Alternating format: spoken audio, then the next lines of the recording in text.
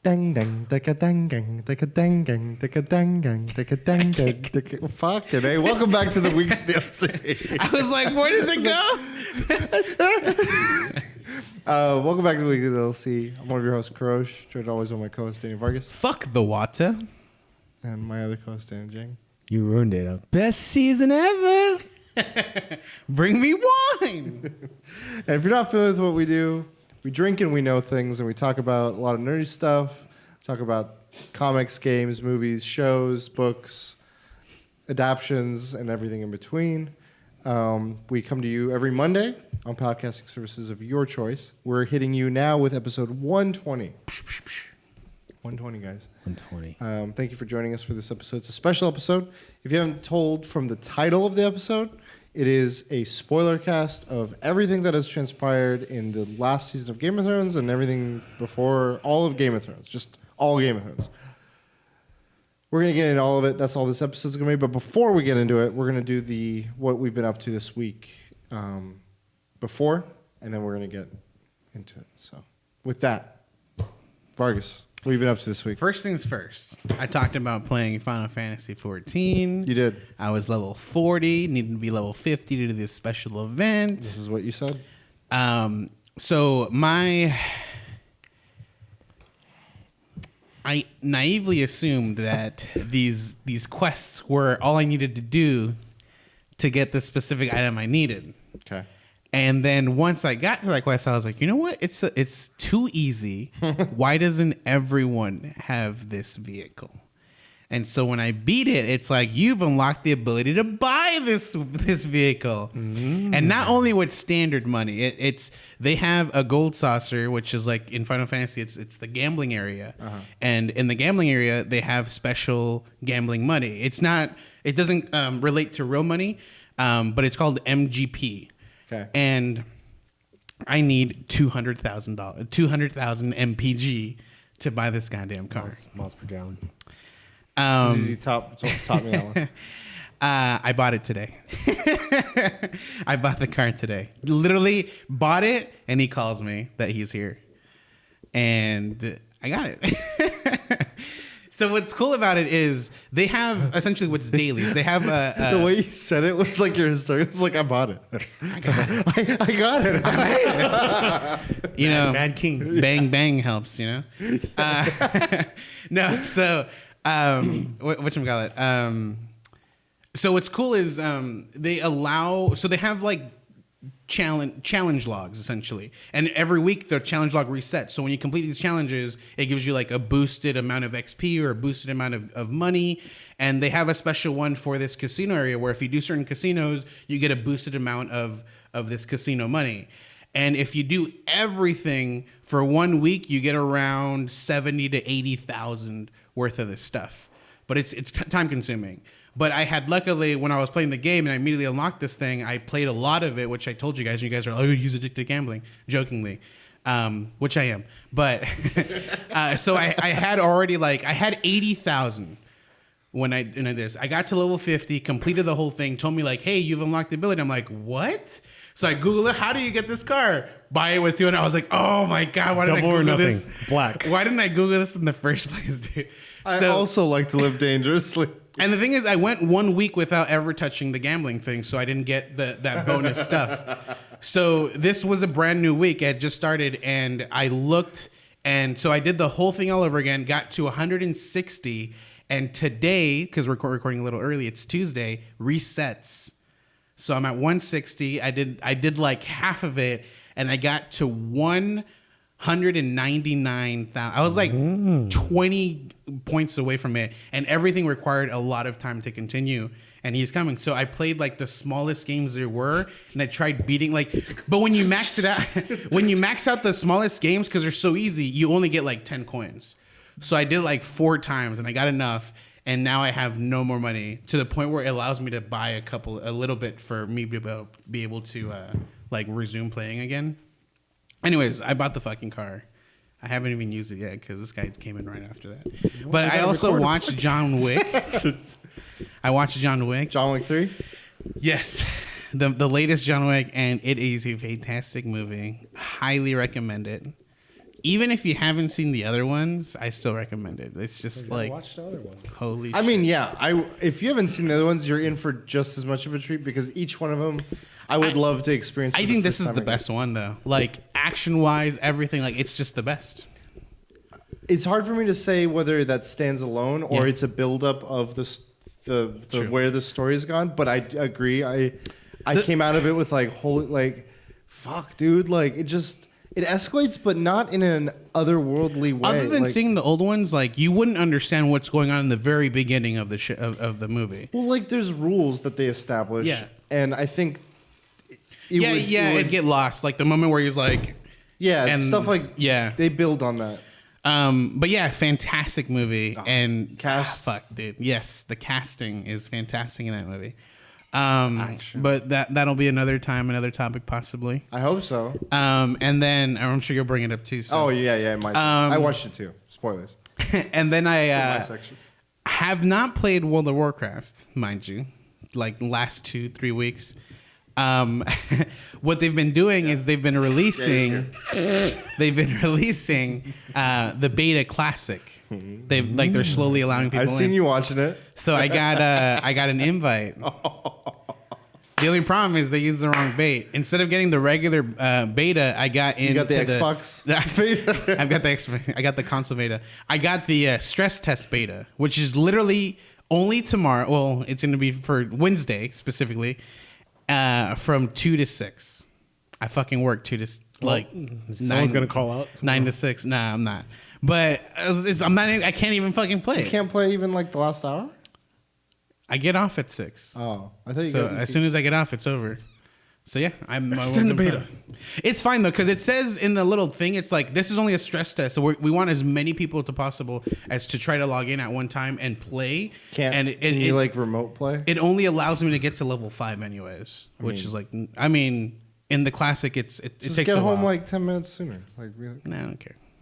dude. So yeah, they didn't like He'll come. They're like he'll come. the back. hook got loose. Yeah. No, I- they did like I they're know, like I know.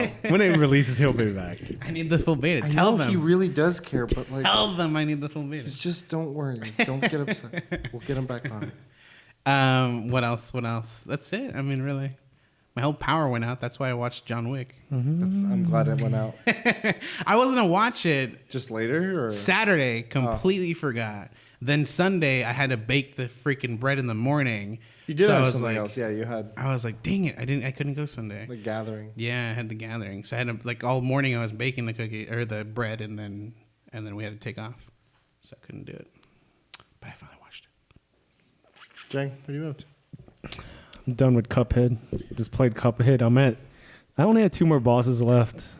And now you're done. I'm just over it, dude. Like it's just like I told them at least beat okay, it. D&D over here. Star Wars is coming out. I'm sorry. I'm out. Peace. So now I'm in a position where I need a. So I pretty much just read. I was reading Game of Thrones and another book. Everything is shit. I'm in a position to like play something casual. I'm going to play Wolfenstein first, then Doom. I'm not going to platinum them. I just want to beat them, beat Wolfenstein, go back to Doom, beat it, then eventually platinum it because B3, we're going to be there. So I want to be ready for B3. So, and I'm going to finish Elder Scrolls 4. And no, I was kidding. Wait, Wolfenstein is a sequel though. There's a second. I know. I'm just part going to of play it, the though. first one. Okay. Yeah, I want to play something Those are casual. good games. So this week is just going to be casual. How far are you into the series of? Not that far, 1%. What is 1% in a Right. in a Like- George R. R. Martin book? 8 chapters, but 10. It would be 10% because there's like 70 chapters in this book. Holy fuck, dude! There's like, This is like the smallest one. yeah. What page are you on? Can you tell me that? He took it off. See, he doesn't know. Shit. Take it off. Probably like 100. Okay. maybe. Yeah, How are you enjoying it? it's cool. A lot more detailed, and everyone is young. Everyone's super really young. Like it's kind of creepy. Like you see Jorah, like he's like looking at Daenerys, but Daenerys is only like 13 or 16. I forgot. It's one of those. So, The youngness. Jorah is like what? Supposed to be like 20, 23? No, he's like the same age. He's like in his shit. 40s. Kids are younger. Holy yeah, the shit. kids are younger. Well, Ned's And the young. old people kids stayed the same age. Ned's pretty young too, I think. He's like 35. I think life expectancy in this time of Yeah, that's what I life would is also say, yeah. lower. Rest in peace, Ned. But Spoilers. spoilers. Okay. I was supposed to record fucking the podcast. I've been How'd that super go? lazy. It didn't go, did it? Subtle art of not giving a fuck. So what's up? Oh, I went to a book signing yesterday. How was it? We buy books and we don't read them. That's what we do. That's the motto. We buy games, we don't play them. You get But you get this- time for the author? Did you read it? No. 'Cause This I don't book, give a fuck. dude, He's I like, could perfect. I could read this in a day. I think. That's fucked If up. you, if you look at it, it's like I'm gonna tell Mark. Yeah. super easy. I'm gonna tell Mark Main. Unlike Game of Thrones, 1%. We are the 1%. I'm gonna have to record. I had to slow down on the reading of Game of Thrones because it's good. I had to slow down and start recording shit because of content. Gotta make content. you gotta slow down. Well, you could. You're all 1% couldn't in you that. always be like, read a section and record that session, but then when you posted or edited that section, it could be at a date later potentially. True. That way, you get like your reactions documented. True. That's true. And then you could title them in a way where it's like, this is between these pages or I don't know, something. I find myself like reading not at work but at lunch Yeah, I used to do that a because I lot. was just the Kindle app. Oh fuck. You get lost. Like I remember there was a period of time where I'd take lunches. I would go straight to my car. We have a parking structure, and so it was shade. And so I would get in my car, crack the windows open, have like a little lunch, and then I would just read. Just like, fuck, it's almost time to go. I could get a few more pages in. I just want to get to the food parts so I could just start rubbing myself. Ooh, George. Rubbing that shirt? Gojira? It kind of gives me that vibe. Or is it a reference to his upcoming game? Ooh. But I want to mention something. Oh, I saw a couple trailers. Black Mirror with the Miley Cyrus. So it's 3 movies Yeah. this time instead of like a season of I like episodes. that. I like they're changing it up. I like that. Yeah, I agree. I think that given they did Bandersnatch, it didn't. The fact that it was a movie didn't bother me at all. It was just more like I got one thing versus several stories. As long as I'm getting several stories, I think that's the. But I am curious how it'll go, because Saw the Toy Story trailer. how was that one? The ending was cool. Like anything else was like, the ending toward that trailer was like, oh, that's cool. It doesn't. Have does you it seen- make sense that there's another one? I know, right? They could. Because Well, I feel like it was ended. such Yeah. a. Have you guys seen the ads for Chucky? Yes. I saw like an early commercial for it. It shows like there's been 2 ads. Posters. Yeah, they're posters, and essentially like each poster has had one Toy Story toy in there that he's destroyed. Really? So the second one is he has like the back end of Slinky the dog, and he's roasting his Oh, behind. that's right. I have seen that poster. Yeah. Okay. And isn't it Mark Hamill voicing him? Yes. Oh my god, this guy. Yes. Fucking best. There's another trailer that came out. I don't remember. We talked about Westworld? not that one. Did you see that? I didn't see it. In Your Memories. I keep forgetting What? the damn name. In your memories. No, his writings, his. Damn it! No, the show, the one On after Game HBO? of Thrones. Yeah, The bear Oh, one? his Dark The one with the- Material. yeah. I don't know why I don't remember His the Dark name. Yeah, I Materials. don't remember the name of it. I just was like, why the fuck is there a bear? Okay. It looks kind of cool. There's a no. It was a movie. No. Oh, yeah, Once Upon a Time in Hollywood. Yes, Once Upon a Time in Hollywood looks cool. Quentin Tarantino's 9th film. It doesn't appeal to me, but I know it's Quentin Tarantino, so I want to watch it. I don't know what the story is, but yeah, I'm just like, this will be entertaining. I have the same vibe with a Coen film. I don't know from a trailer what the story is going to be, but I know I'll be captivated. I know Bruce Lee's in it, so I'm watching it. Charles Manson's in it. Shit. Sharon Tate. That's it. Casual, then Wolfenstein. I actually might play Wolfenstein this week, but Stardew for one day for sure. Hardest difficulty though. Okay. Oh, Wolfenstein, yeah, for sure, I yeah. thought you were doing that later. Might as well get it out though. For platinum, it's better. They said it's better just to do uber difficulty right away. Like how you said casual. I don't understand. Well, when I think of It's like my a tale of two Jangs. my level of casual has gone up because of Cuphead. Like, Are you something casual or that's hardcore? hard is easy because of Cuphead has made me a better gamer, dude. It has made me a better gamer. I can understand that and see what you're saying, but do you think there's any merit to it being a different kind of game? Like, would you say Cuphead is universally translated to like now you can play Diamond League StarCraft, or you can play like the hardest difficulty of a Street Fighter AI, not another player, but an AI? Like, how do you see it for you personally? Because I can see where it can translate or not, but I'm just like, for you personally, how does it translate? Boss rush mode. I mean, your reaction time gets fucking sharp. Okay. Just He's super a sharp. fighter pilot now, dude. It just gets Tetris. Oh yeah, hey, there you go. He fucking we looked at the stats. 1 teaspoon, dude. That's what got him the win. He had one. What was it? Yeah, it was an inverted teaspoon. He got it though. It said it on there. I do not know for the life of me how to set those things up. Like, I don't know how. Yeah, he just got it. He didn't set it up right. I don't know what They I usually did. happen when I panic. I'm like, ah. Yeah. But his number one position was because of that 1 teaspoon. That was funny. Okay. Cool. I think after episode 5 of Game of Thrones, it's just been kind of like I've been aloof in a lot of ways. I finished season 2 of Deadwood. Solid show, good writing, interesting story. It's like these characters live in this town, and the town is slowly changing, and it's interesting watching them react or change with it or not change with it. As it's like in this, I forget what the 18th century or something, like gold Wild mining. West. Yeah. Well, like it's in I think North or South Dakota, and it's the area where they've. In the first season, they kind of discover some people have claims of gold, and it's now being like mined thoroughly, and businesses are coming, investors, and like while all that's going on, all these character stories are still continuing from whatever not related to that has happened, and it's interesting. I just hope it doesn't fall apart in the last season. You're gonna go back to All I know is, if I remember correctly, that show got not canceled, but they had to like shorten it. It canceled. Yeah, got canceled. Yeah, it had a did full. get It canceled. had a full season. Yeah.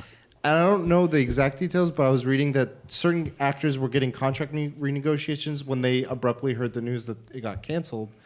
And then later they were trying to negotiate like a shorter season for a 4th one to finish things properly. Because, I mean, I don't think they knew it was going to get canceled when they finished season 3. They were pulling a Game of Thrones before Game of Thrones pulled it off, dude.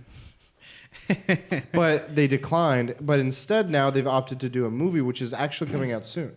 Oh. So I don't know how that'll be, but it's revisiting the show in some shape or form. So I finished season 2. I'm kind of like in between on shows, or not shows, but I'm gonna get into season 3. But like Star Trek, bro. the healing for me will begin with Star Trek. I think The healing. It's like you going in that pool of from Wanted, and you just start healing up all the wounds. I'm rediscovering the 7 stages of grief, Oh, like anger, Yeah. depression, negotiation. that's me with Cuphead. I'm done Every with it. night. I'm done with it. I can't believe after all of that, What's funny too is when we went to the you're event. like, it's just the easiest bosses left. When we went to the event, our friend she had her Switch connected and she has Cuphead.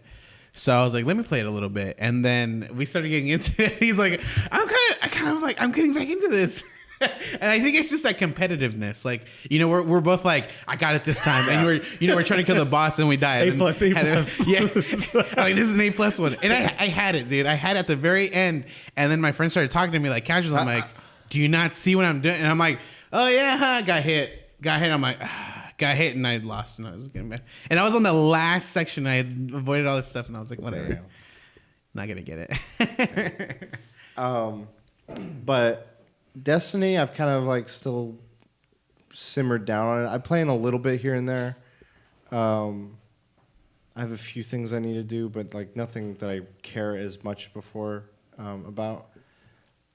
But I started a game. It's an MMORPG. Pokemon. No, I was on the phone with some people for you. I'm not playing WoW. I'm playing Star Wars: The Old Republic. Oh, nice, dude. Because I have coworkers that play that. Something recently got me where I'm like, you know what? An update? No, not even that. I don't know where I was. I think it was watching or thinking of Game of Thrones and thinking of the whole them writing Star Wars, and then the Old Republic thought came to mind. And I was like, you know what? I've always read articles and had tabs open where it's like, this MMORPG plays well as a single player story because some people were saying certain characters' stories were written. It was a BioWare game. Yeah. Were written as if it's like KOTOR 3 in a way, in some essence of it. And I was like, well, I've kind of wanted to always, and it's free to play. So I was and it feels, I mean, like playing it, dude, I get reminiscence of KOTOR. Yeah. Yeah. Like I'm maybe level 8 or 9. What, like, I literally. Can I ask you what class and like what character? So I was looking things up. I was doing some research before the amount of time I spent researching versus actually playing this week was. Let me tell you that what I played when I played it, and I think it's the most ridiculous thing because I'm so used to games where it's like if you're a ranged character, you're DPS. I played a bounty hunter, fucking tank, which doesn't make any sense to me. And so you're like all your like attacks are explosions. Like you throw like a bomb and like the explosion causes them to like attack you. So I'm over here getting like hit by everything. All these guys are like attacking the enemy. My teammates are attacking the enemy.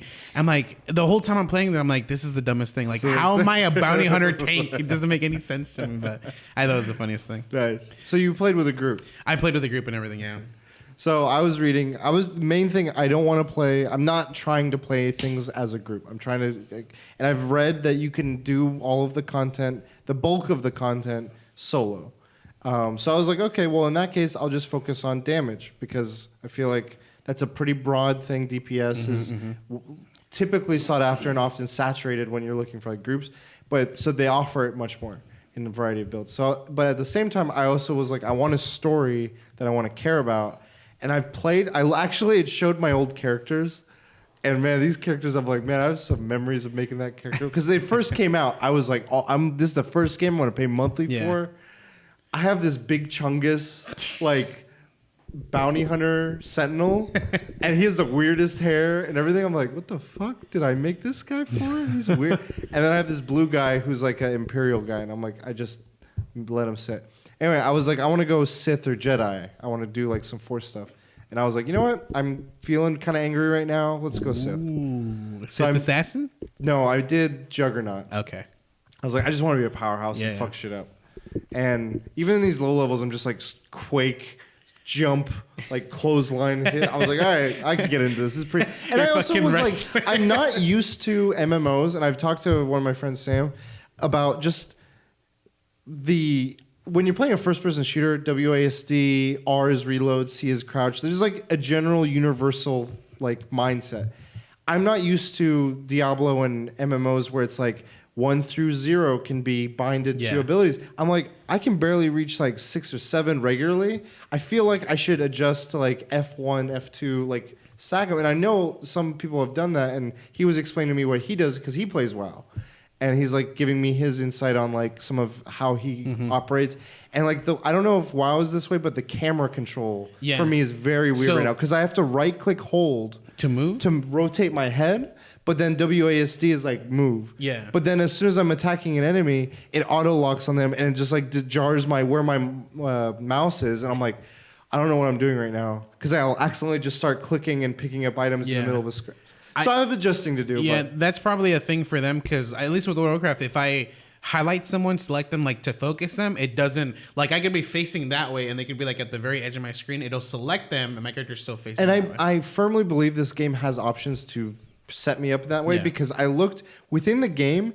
I can edit the interface so much. Like they're like overlay, underlay this command button under this input. I'm like, no, I don't want to see that right now. This is overwhelming. And then with World of Warcraft, a lot of my movement is like I hold both. That's what he was saying. Yeah, that's a lot of my movement. And then when I do that too, if I'm moving around, it's usually the whole head movement thing. So, but it's beautiful. Like I went into it and I was like, wait, this looks so grainy. Went into settings, everything's on low. I'm like, motherfucker, ultra, full res. The game like literally went like beautiful. I was like, This is KOTOR 3. So I'm kind of like it's a bit of positive and negative in that like I like going back to the Star Wars world and this RPG stuff, but at the same time I'm like run all the way to the other side of this giant mansion to get a quest. Run all the way outside to like kill 5 things. Okay, now go back in all the way. I'm like hop. I'm like that. Those points are like the parts where it drags for me. But I know Destiny. I can't complain that has it. Yeah. Too. Anyway, I'm enjoying it. I'm playing it. But That's good. I thought it was funny because I was like MMO. Never. Katie's dad plays this game.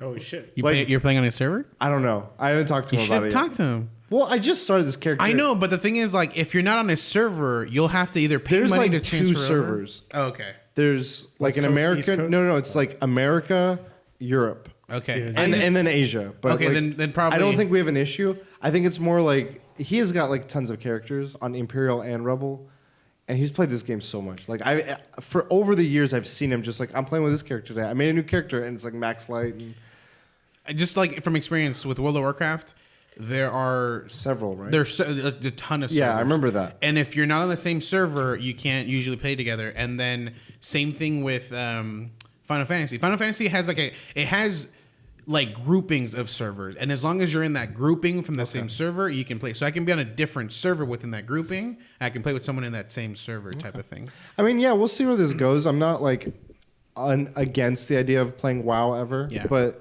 the appeal of this was like I'll get to play a new game. We're about to get the friend. We're about to convert another one. No, this is where I'm like, I'll do this to get him back in. How deep will he go to get him back in? Double agent.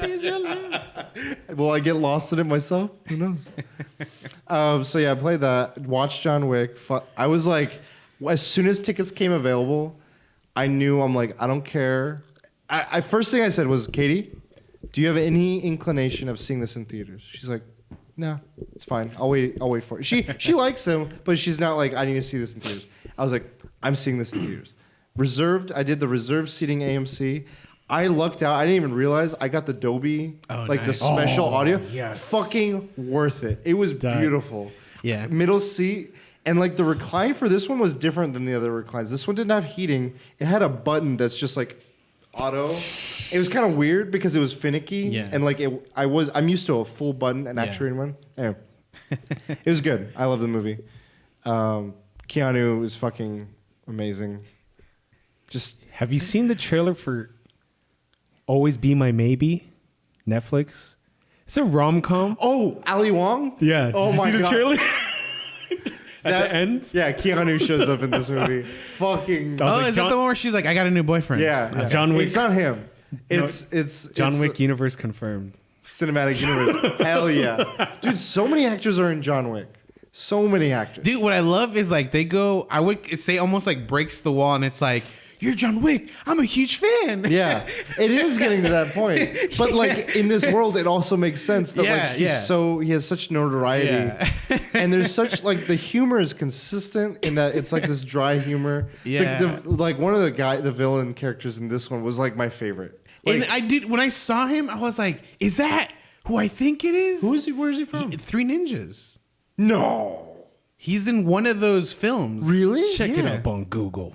Put a Yeah, bet. Put dude. money on it. So when I saw him, I'm like, he's also Iron Chef. Yeah, I knew that. He's Iron Chef, bro. Dude, this guy,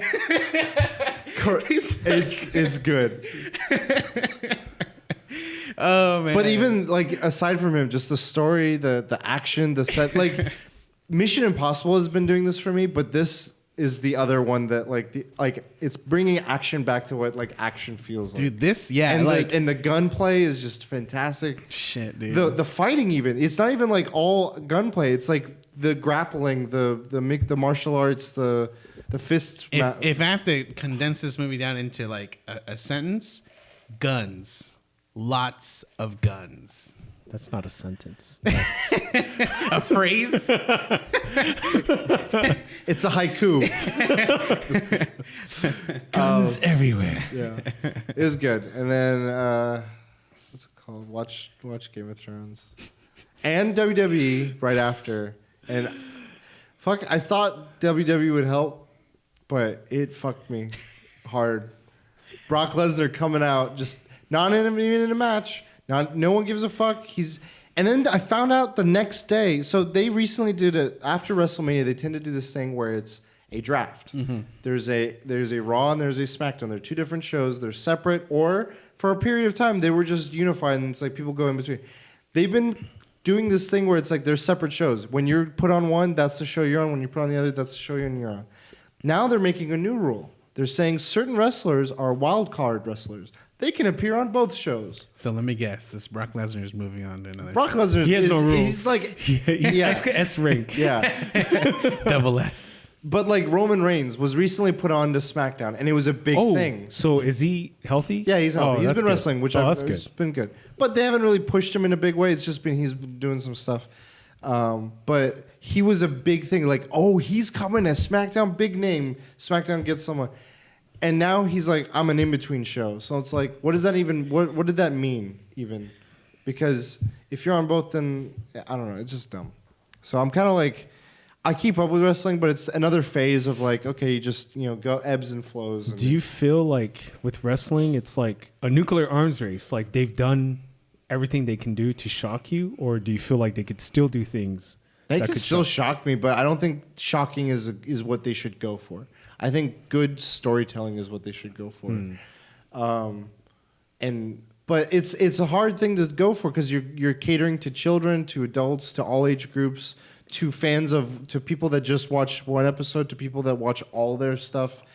And I think their biggest thing is they're trying to appeal to the very base level of entry of like casual viewing. And it's a give and take because it's something where it's like, okay, we have to, or we don't have to. I don't know what their priorities are, but it's like they're I think hurting a lot of their other fans. But they're like, well, we have all the talent, so you don't have anywhere else to go. But now there's recently been new programs that are offering like we're a separate wrestling show and we have money to fund ourselves, and that competition can build stuff. Anyway, don't want to get too far into it, but the rest of this week has just been like what feels like going like it is in some ways, but in some other ways I'm over dramatizing it. It feels a lot of the symptoms of like going through a breakup of like and I'm talking about what we're going to talk about in a second, but like one day I'm like I'm doing okay, and the next day I'm like fuck, and the next day I'm like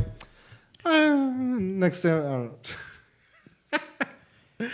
So yeah, with that, you guys want to get into it? Let's do it. Let's talk about Game of Thrones, the show, The whole thing. We saw the final episode, the finale of the Did show. we? I mean, or I'm about to find out. I'm going to ask you guys. Did you guys see it? I don't know. Did I? What did I see? He just played himself. Because I don't know what I saw, dude. That wasn't Game of Thrones. You completely disassociated. Trash wasn't. Big picture. Let's start things off. What on just the finale, that episode? What did you think of that episode? Yes. I don't know what that means. rushed.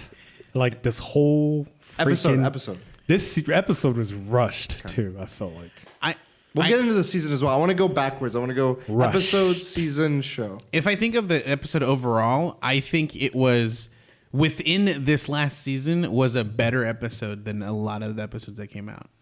Because I feel because they had closure. It wasn't like just they didn't leave things open. They didn't do anything. So I think the episode did what it could, and it did well for what they had to do for the show. So I'm okay with this episode. still coping. You're like, don't say that. No. I don't. I'm curious more. I want to ask you more questions because I think perspectives are good. Like having varying perspectives is good. I did not feel any of what you felt. For me, it felt rushed. We got moments, but in none of them, they all felt hollow in a lot of ways. Yeah. And part of me was like, it was like trying to deal with it on multiple levels. Like on one level, I was trying to wrestle with whether or not I agreed with the end goal. Like the last episode, it was like Daenerys is doing these actions. Whether or not I believe that is her character to do such a thing was one thing. And I know many people have been talking about, like, is that something she would do, or is the show taking her in a direction? Like, I think an easier one would be Tyrion. Like, people were like, I've been saying, I think he's been acting dumb and not himself for this whole season, and maybe even a little bit before. But I think it's still him. But like me deciding, like, okay, is he being written? Anyway, going back to this episode. Sorry, that tangent. It was me wrestling with those outcomes and like whether or not I agree with them, or whether or not, even if I don't agree with them, if I'm okay with them. And then the other side of me was like, even if that was the case, even if I'm 100% okay with all this, how did they get there? And did it matter to me? Did it make it right, or did it feel like it makes sense? And on that front, I think I'm more bothered by anything. So. Yeah, the episode was like an hour 20, 25? Yeah, hour 25. Did you guys have any issues? I want to get on the technical side. Did you guys have any like lag or anything? No. We did. Did you start right at 6? No. We started right at 6, but I think this has to do with the way, like, where the stream was. Oh, okay. But like, there are moments where like you can see it's smooth, like 60 frames a second. And I would notice stutter. Yeah. That's it. Yeah. I think we had hiccups around the scene where Jon and Tyrion are talking in the room, and like it just froze and was like loading. Oh, shit. And then it happened 3 more times, and we're like, okay, if it happens anymore, we're just gonna pause it and take like a bathroom break and stuff. But yeah, let's start with, I guess, how, like, we'll try to go through the whole thing. It starts with the end of last episode where He's ashes walking to through. ashes. yeah, the aftermath of everything, and it's clearly done. Yeah. Like whatever the conflict was in King's Landing is done, and we get Tyrion walking through. Jon sings the execution of soldiers by Grey Worm and the Unsullied. We see finally like the mass of all the remaining troops, which somehow multiplied or showed in a different way. I don't know. And Daenerys. They weren't all there at the one time. Yeah. Yeah. She had reserves. Yeah, I don't know. And then Daenerys showed up. Did you guys have any thoughts on like this opening segment of like opening into things? No, I mean it shows him walking. It shows Tyrion walking towards I would consider like the center of King's Landing. Yeah, where like the Red Keep was. Yeah, and then he comes upon the scene of where Arya left. Yeah. So he sees the scene of the mother and child that are burned there. Oh she's yeah, holding the horse thing. Yeah. There was like a dude just charred, just walking. Oh, by. Well, he the was back messed of him- up. the back He of was him messed was up like- from the front, and then like it shows the back and completely charred up from the back. Dude, I think there was He like got- bone Yeah, like yeah. on the back. I was Yeah. like, fuck. Like, okay. Yeah, and obviously Tyrion didn't turn around, so you just saw the Yeah. guy like just limping down the road. So it shows all that, and then what else? I think at that point, Tyrion and The Jon and him meet for a second, and he's like, "I'm gonna go alone." he's like, I'll meet you up later, and he's like, he's like, it's not safe. Let me. He's like, I'm gonna go by myself. And then from there, he follows Jon. Oh, that's because he doesn't go straight there. He goes to see if Jaime and Cersei. That's right. Which is kind of weird, like how he found him perfectly. Like there's so much rubble, and I was like, That scene, like, So from my understanding is they died all the way in the back of that fucking cave. It shows him walking down the hall, and then all of a sudden you just see the fucking wall, and then that's where they were. And I was like, what the? Oh no, actually no. It shows him see the corner of the thing, and then Yeah. he's supposed to go. Never mind. yeah, That's fine. that was where and then Yeah. he turns, but then the fact that he's able to walk on the level floor with no rubble around it, and then literally 5 feet to the left was where all the rubble was. Yeah. I was like, And what? even then, it wasn't that much rubble. Like, I would have thought it was a whole building that collapsed. Therefore, you would be walking like, a couple when he feet first up. looked at that thing covered, I thought that's how high the rubble got in there, whatever room he was Right. about to go to. He was like, it just fucking filled No, up. it was just showing light from the outside. Yeah. And then their faces, like they were just so pristinely, like not bludgeoned, not, just like all these boulders fall on you. I feel like there'd be a little bit more like, they're pretty. I don't know. Yeah. Until we saw the body, like a lot of people were saying, like if we just see a hand, You never know. He grabs it. It's like just comes out. Oh shit. I mean, that scene just bothered me. Jamie going back to Cersei. Fuck, what was? Anyways, Well, I mean, what was the point of what was Brienne point? Like, what? Yeah, I want to get into that. To show that he could have been a better man. So yeah, he grieves, and I think at that point is when we go to Jon, and that's when he's confronting with Grey Worm and the Unsullied, and it's like, I understand Grey Worm. yeah, I mean, they killed his girl. yeah, I understand that, but also he's like, I don't. The way commands were issued, it's like he takes orders from Daenerys, and then the way that they were going about this, I'm like, I don't know what Jon thought he could accomplish with that. Like, I don't think he sees past like 5 feet in front of him. Yeah, of yeah. Like, oh, I'm going to try and confront him and think he's going to be in a rational state state of mind. situations as they're there. But not even in a way of like Davos is just like, dude, you're not. I Gonna, mean, on Reddit they just dump "You're my queen." You're my queen. Yeah. Spelled wrong. that SpongeBob meme was just, Dude, you know what they need to do is do that and then just show fucking Knuckles, the meme Knuckles, Jeez. as the queen. I am your. let me show you the way. I will show you the way. Oh, the guy's got to make a comeback, dude.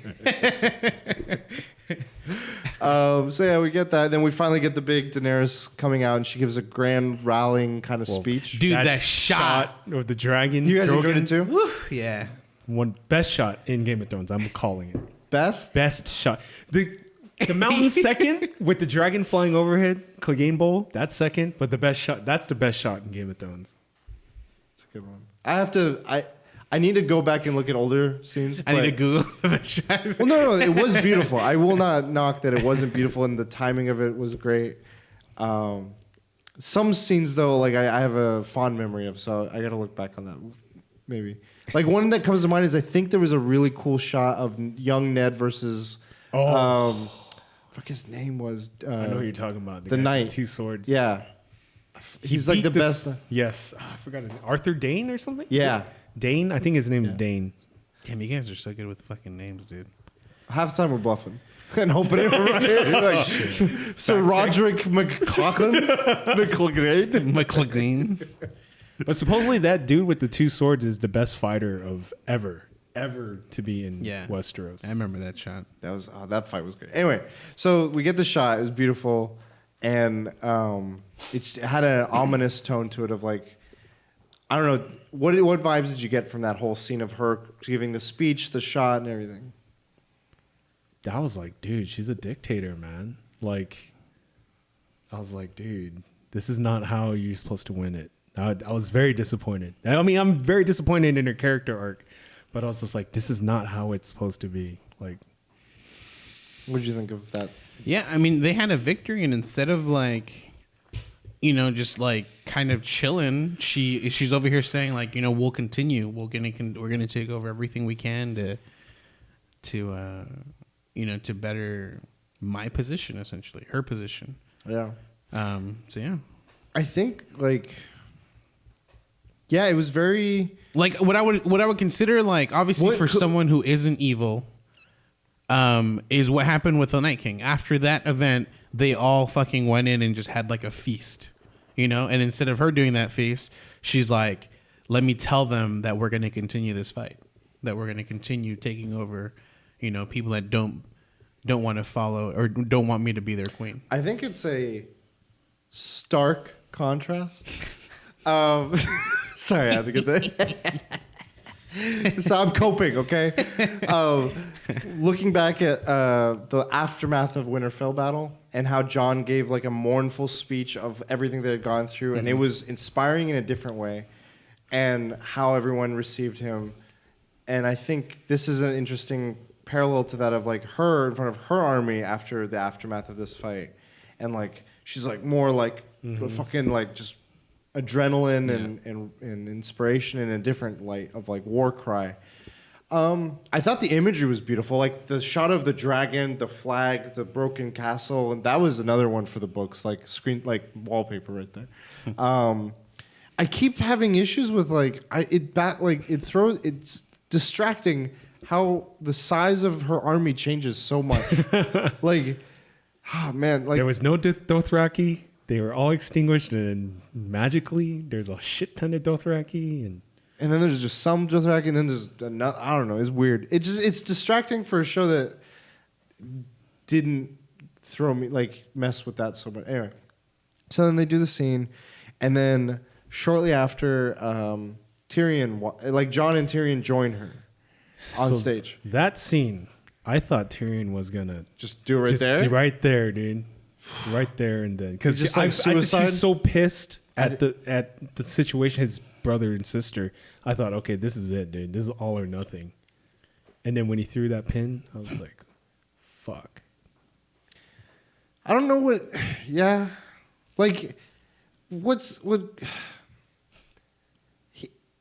later in the episode, he says other characters should be doing things.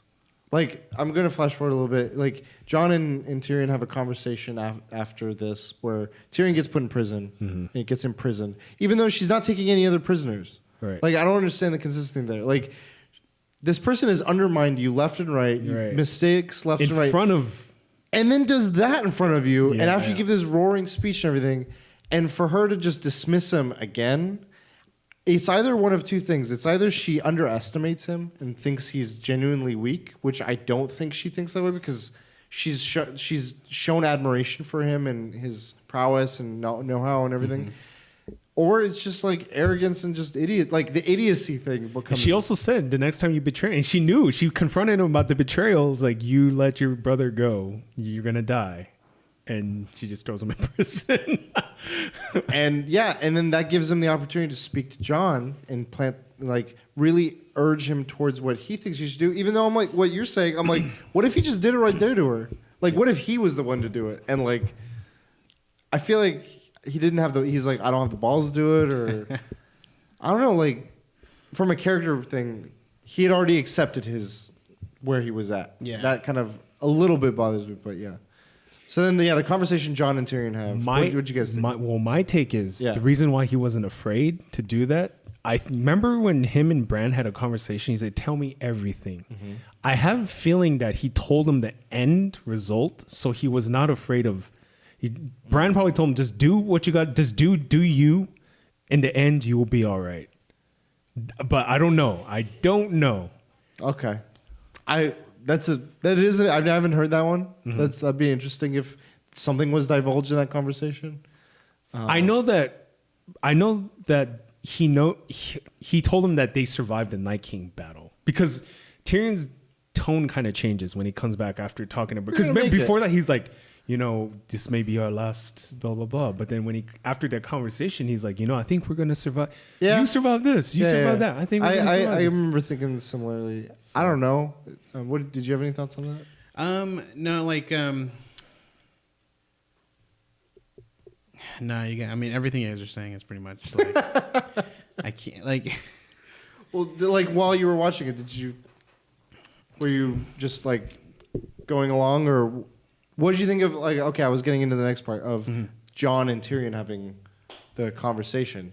What did you think of that conversation they had? See, that goes with the word that whole shot is you don't see Jon budge, Tyrion's you gotta do this. She's my queen, this has gotta be done. You're my queen, it's just, and just okay. That scene alone, I mean, it's whatever's, but in combination with the scene of what we see with Jon and Daenerys, it undermines this scene for me, because it's just, you don't see any. I don't know, there's no hint of any of this stuff, within the acting, within the people, he has that pause, but it doesn't seem like a pause where it's yeah, I do gotta kill her. It's just she's my queen, motherfucker. If it would have said if he explains that route is something I can't take, or if he says something, but he's just quiet and is my queen. Yeah. And it's I don't know. It wasn't a good scene. Yeah, no, me. I thought it could have been something. Tyrion had a similar conversation, but he was on the flip side of it with Varys of what they should do about the situation before all this. And now that the aftermath, it's Jon's still not 100% moved, and it's whether we don't know exactly why, because I'm like, is it fear? Is it loyalty? Is it just not knowing what to do? And I would have loved to see him have a little bit more, like, I think he hinted at it of like wrestling with like, when it comes to just making a choice in this matter, because now it's like love. And they talk about it like duty is the end of love or love is the death of duty. I mean, I thought the love is the death of duty thing, whereas the second is like, the first part was like duty is the death of love or something. But I don't know. The more I think about it, I was like, well, sometimes people take on duties because they love people and they want to. This is the sacrifice they're willing to make. So this whole back and forth of like duties, like romanticizing. Well, I mean, thinking back on it, like I'm sure that what Tyrion said weighed on Jon, because he had said love is the death of duty. That's what Jon had said, and then I don't know which way it was. And then Tyrion was like, sometimes duty is the death of love. I think he just like was like, I'm gonna flip it and think I'm clever. Reverse it. Yo, my queen, you my. But like either way, I don't know. Like it just didn't fully vibe. Like that was, I think the convincing part of pushing Jon over the edge was like throwing the family vibe in there. Yeah. Oh, that's true. Yeah. Just Of like, before he left. Hey, she mentioned all these places. What do you think? He's like, I don't Ben. think so. But he's like, what about your family? He's like, oh fuck, she hates Sansa. I mean, that's obviously what he's probably going through his head, but he doesn't say that. He just says like, I know. I'm just saying he's like that's probably what edged him. It's like this is family, and he gives a rebuttal, but then Tyrion's like, but will she bend the knee? And he's like, oh fuck, no, she won't. He's like, good job. and was it right after that Jon goes? Yeah, the next shot is Daenerys.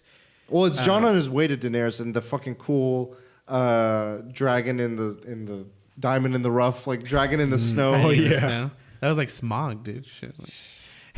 Reminds me of last episode where we were I just killing feel like dragons. they could have done so much with the dragon and Jon. Like, it's so fucking weird. So he goes in and he meets with Daenerys before she has a chance to sit on that throne. Like she had a minute to like take in that whole room. And finally, and then like shirt up, like that shadow of like Jon in the. I was like, oh shit, I'm here to fuck your day up. Yeah, she walks up to the chair and is like just looking at it. Touches it. She touches. Can you believe it? The 1,000 swords. Yeah, and she explains like her childhood. She's like, when I like the number 1,000 to a child, it's like I saw a mountain of swords on a chair. Which is funny because I think J.R. Martin, like one of the artistic depictions that he likes the most is this ginormous chair. Yeah. But yeah, they have their little. Jon comes in and it wasn't like it was abrupt. It was like there were children and like he's breaking his case to her, and I don't know that they don't. The death didn't hit me. None of it hit me. Like the kiss didn't hit me. The romance. What they could have done for it to hit me is if she said, "Oh, I'm pregnant," by the way, and then he does it. That's even crazy because the idea of pregnancy would have thrown incest. his son, or like like on one side I was like, oh, he's finally embracing her, and a lot of time we're like, oh, he's not embracing her because it's not his way of like your family, but like he's like giving into the emotion, but then it's like a twist of the knife. But the whole conversation or lack thereof was what bothered me because I'm like this. Another moment that could have done with a fuller scene of back and forth, just like conflict of ideology of like. To see her, like, so far we're just getting her being like, I hate this place, I hate them, burn. And then she did it, and then now she's like, we won, onward. I would have loved to see her, like, this is a case I listened to the other day, and I fully 100% subscribe to the idea of, like, at least her making this argument. It would have made things more interesting. Not right, but interesting. If she was like, okay, like, in our heads, we would compare it to something I'll bring up in a second. But if she's like, think about it, Jon. We have this entire continent to... She's like, thinking about it, Jon. Gets like right. a notebook out. She's starting see like little depictions. I'm your queen. No. Like, there's all these different areas in Westeros that I don't know whether or not it's going to work out like a easy just open the gates to me or not. Like more people could die, more people could on either side.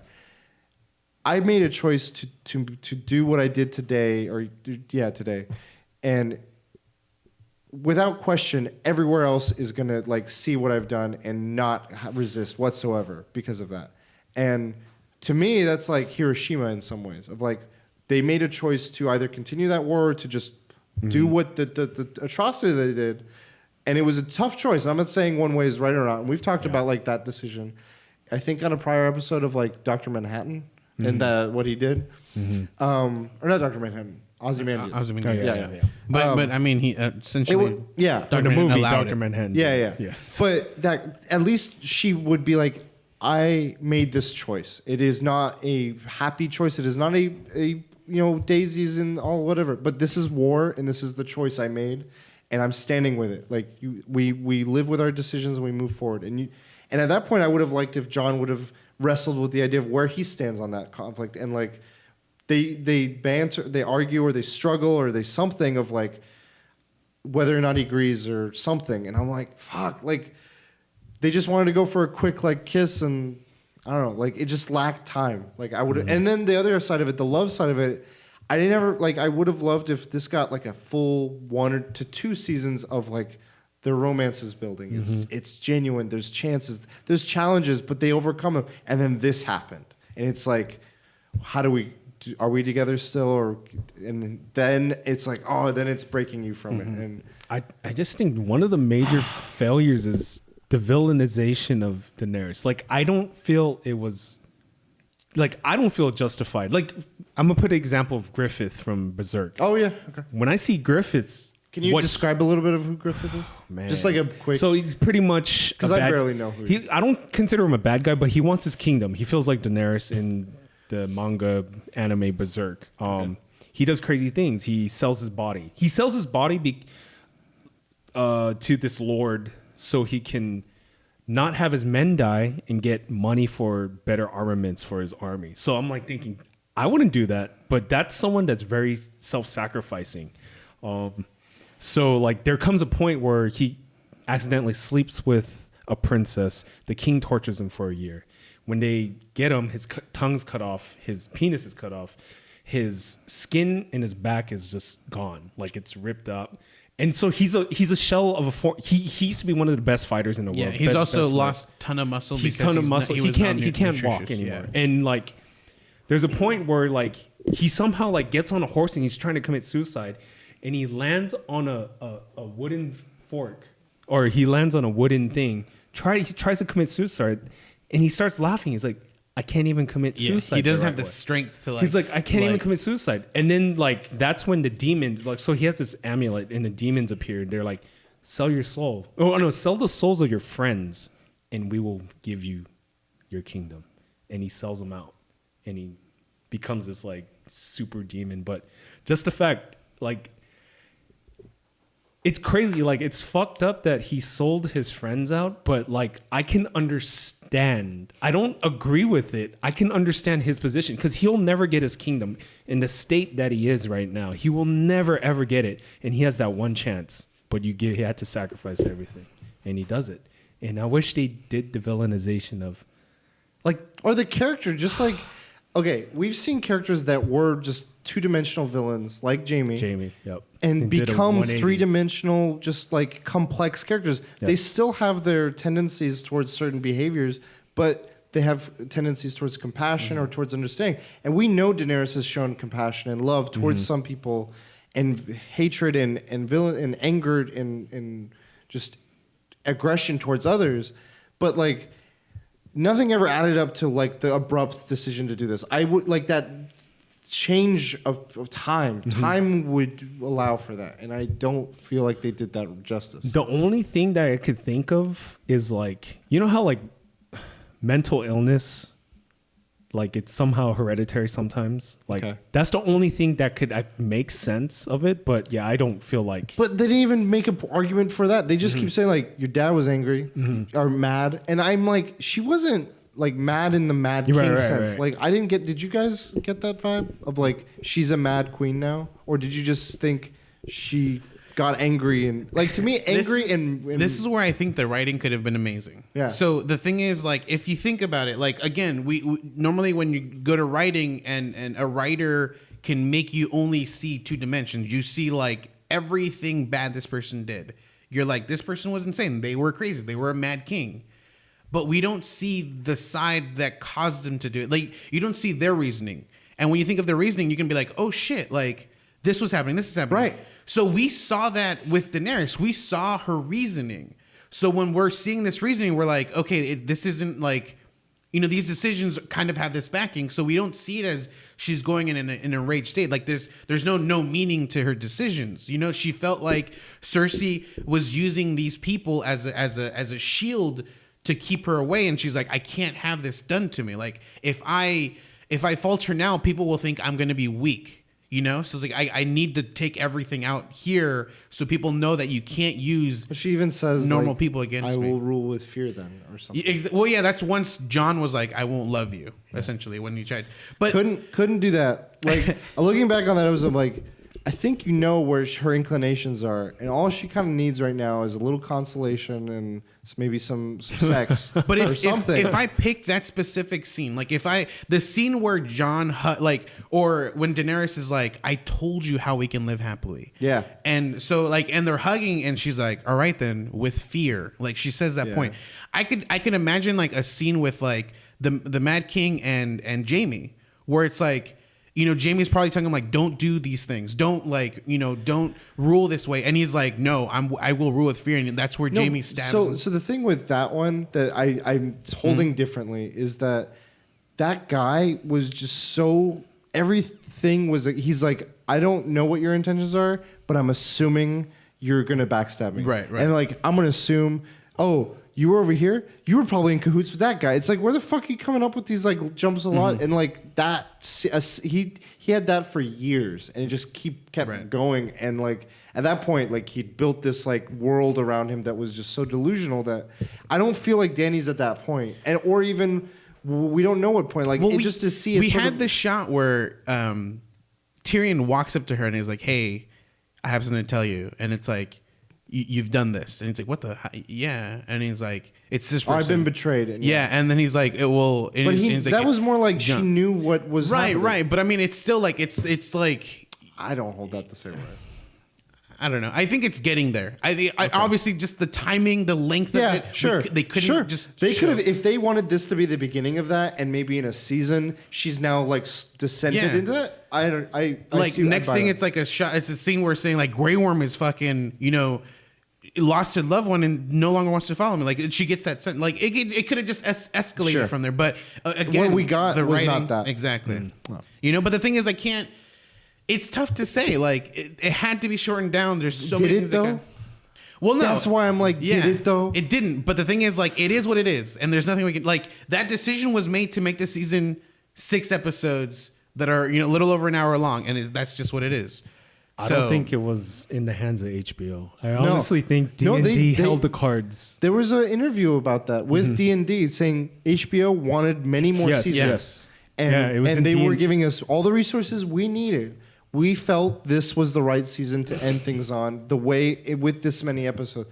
And I'm like, I held out because I was like, I wasn't sure. I was like, maybe they were like, we need this over. And now you call bullshit on. And now I'm just like, they just wanted to get that pathological liars.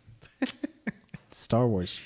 it could be Star Wars. It could be they've worked on this for so long and they're like, they're over it. That could be it too.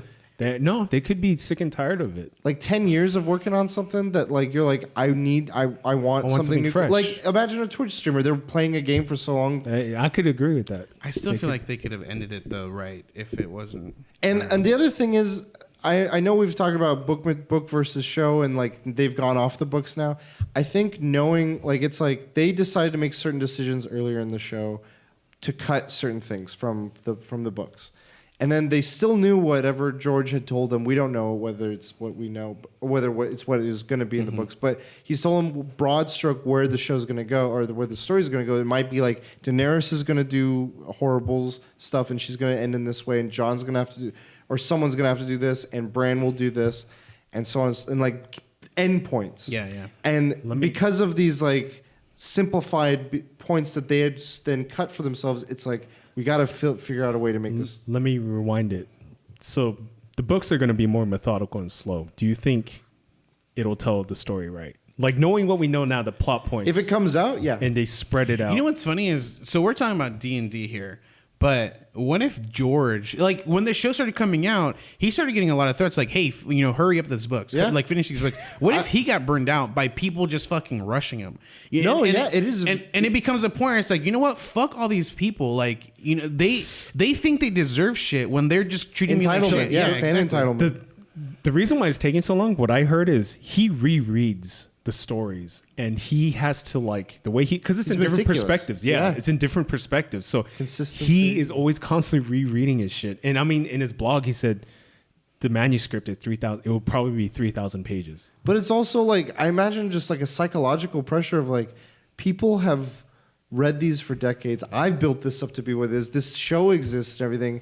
Every word I write will be scrutinized and analyzed, and I have to finish this story that I've written in a satisfying. Like, I'm sure this might have an effect on him in some way, shape, or form, or it might not. I don't know. He might have built up a barrier in his head of how it is, but like, I don't know how someone deals with that. Like, if one of you guys was the most prolific writer of our time right now, everyone, like, you couldn't have a normal conversation with just a random person. You take a vacation, you're just gonna get. Hey, what are you working on? Finish the damn book. Hey, you took a shit. Where's the next page? Hey, like, it's just you're wasting fucking time in their toilet right now. And like, I don't know what that does to a psyche, but I imagine that does like put things. And the other thing is he's working on these other shows. He's the producer on those. Like, there's 4 of them. Yeah, and he's doing all stuff. Yeah. He's like, they got me spread so that scene happened. Yeah, let's go. Then after that, time flashes. Time goes forward, and we get Tyrion being brought out by Grey Worm. Oh, well, let's rewind the Drogon. Oh scene. yeah, the Drogon scene. What?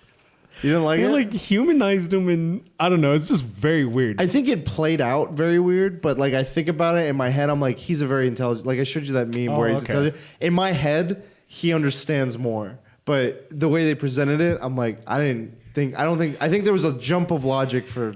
He's like, this chair represents a hierarchy. I gotta burn it. It wasn't you, John. It was the system that killed. But the thing is, like, to rewind it back. I was hoping they did what you mentioned a while back where Daenerys goes Dracarys and burns Jon and he comes out like naked, the Terminator, like, I am the rightful heir. Aegon. Yeah. Or even like, let's say Jon and Tyrion tried something earlier on the stage and Drogon tries to burn him there. And it's like, whoa, like in front of the troops. It would kill Tyrion and... that could happen. And then Jon Snow's just like, I am Aegon. And his character, dude, like, I feel like you're my queen. I know. She's dead. He's burned. You're my queen. Oh my god, dude. But dude, I don't know. Like, I don't know why they never wanted to go. If he's supposed to be Targaryen, they could have easily have burned him. But maybe they just feel like that's lazy writing. Sure. Who knows? But they built him up to be brought back to life, and I don't know. They made me think, like, they set rules up saying, like, they allude to when you're brought back to life in that sense, there is a purpose to that. They made me think that with Beric and with Melisandre, they had served purposes to serve. He was meant to kill Daenerys. And then what? Like, just fucking live? I don't like. I don't just that. I knew he was safe because they killed him once. I was like, this guy will not die again. Plot armor. Yeah. They could have had him die. I mean, I don't feel like him reviving was anything to say like he cannot die again. I feel like he could have easily died. It's just I don't know. I think it lost the shock value of like he wouldn't get a Ned death or an abrupt like Robb Stark death. I think at that point I'm like, if he dies, we're gonna know it's coming. Like it's gonna be like I'm sacrificing myself, dramatic big scene, death. You know, that's what I was preparing myself for, and I could still believe if that. Yeah. So yeah, then we go to the future now, and we're at. You can tell it's the future because the beard. See, I originally was like, oh, he's probably just like his beard just got furly and just kind of like went out. But yeah, Then you see John's beard. You're okay. It's But like Grey Worm brings him out, and there's this council of random randos, in my opinion, because like what the fuck is like, we got several of the houses there. Mm-hmm. Some people making a return to the show. Some people first time. The Dornish guy. we got water bottles in the background. We got water bottles in the background. Did you do Where's that? the quality? We went to the Starbucks though. So Where's the quality control? God. It's out the door. Quality has gone out 2 seasons ago. Anyway, so yeah, we get this council, and like looking at that council, I'm wondering why are they why are they the council? Like some I can see like House Stark represents the North, the House Aaron represents their people. House Tully is represented. Greyjoys. Greyjoys are represented. Like houses are represented, and then we get Davos, and we get Sam Tarly, who I thought left. Like, oh, I mean, granted, sorry, this was flash forward, so he's there. But like, why is he the one there? At the time, he doesn't explain it, but I mean, essentially is Maester. At that point, is he? Well, I don't know if at that point he Do you doesn't have realize the how clothing. long- Had the clothing been there, I would have been like, okay, yeah, sure. But even then, do you know how long it takes to be a maester? They've illustrated? They've said well, it's right like after that, how long was it when like everything was done and he was already technically a Maester there? So, But he didn't. These things that they've spent so much time saying like they're okay or not, like He invented a water bottle, so he becomes Maester. sure, okay, fine. Easy. I would have been happy with an I would have answer. never. With that. Anyway, he's there. With Davos though. I think it's the fact that he's been through everything with everyone. They're like, hey, maybe they're giving him a house because he is now part of the. Then where's Braun? He wasn't there. That is a good question. But he is what high castle? High Garden. High Garden, yeah.